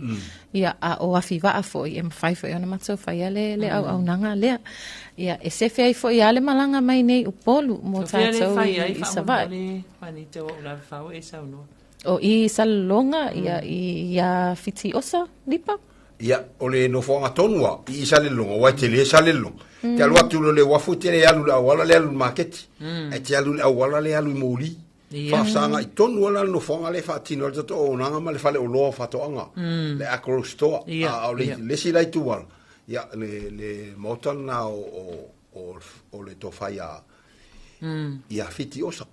E feng lesa mai sa yelta to malanga version te ni no atu le sa e mai le so faril o le feedback la tama mai mana ia le lango savai le moteli ono le fengo fi e vo convenient ma to le se tu petele malanga mai ai o le vo la fa mo e te pelu mana na vaenga i le masina nei ale ata to longo pueli wale fo to mo to no le se so lulu le lumana ia ona fonga fo le moteli sa la fai a wona i to se tiel tala a mowi o mato wangangana mato le pisa o le pe o le mea ele leia ia avel fa mo sa vai mali ia matau fai tete o lua ma sale au le lua o atu le sto na ito o mai le sa ia o fe ni me o ngal kai ki fi kula tam fai na o ia fai si mi pe o me si dia ngai ke ngo foi ngai ngai susu e alo fa malama ai va tai tele lava vaonga ma wanita mo le tato a firo inga nei tai au na fa fonga mai foi sala fai ia le lava e fai ma va tule au nanga tato company ina i salonga ia ai lava ni fa afesili fa so tai mai tato company ia ma fa afesili mai mo vaonga ma wanita e toi mo atu se si fa matalanga ia ili atu ai ia le tautua mo le tatou motu i sala fai a wale le ia tatou i tu mo nei o lea e ia le tatou ofisa au tu i nei ai mo sala fai ia na ua whaalawi loa ato e tatou company ia fiso ta i mai pe a fai o nai fia maua ni au spare parts o lo sa ia mai se foi lo wa whaangota ia ni whaapea leo na au ina atu tautua tatou company mo oe ia ai taluai o na o tatou taimi a vaonga mo wanita se isi whapoponga o tātou whelo inga male asko o le taimi lava le nei le aso lulu o le vai aso fau. Manu te le ina le nei aso Samoa, manu ia fo i ale ngā luenga le tātou company malosi tātou toi whailoa i le aso lulu o le vai aso fau. Ai mo le taimi nei, manu ia le nei aso, soi fuaia.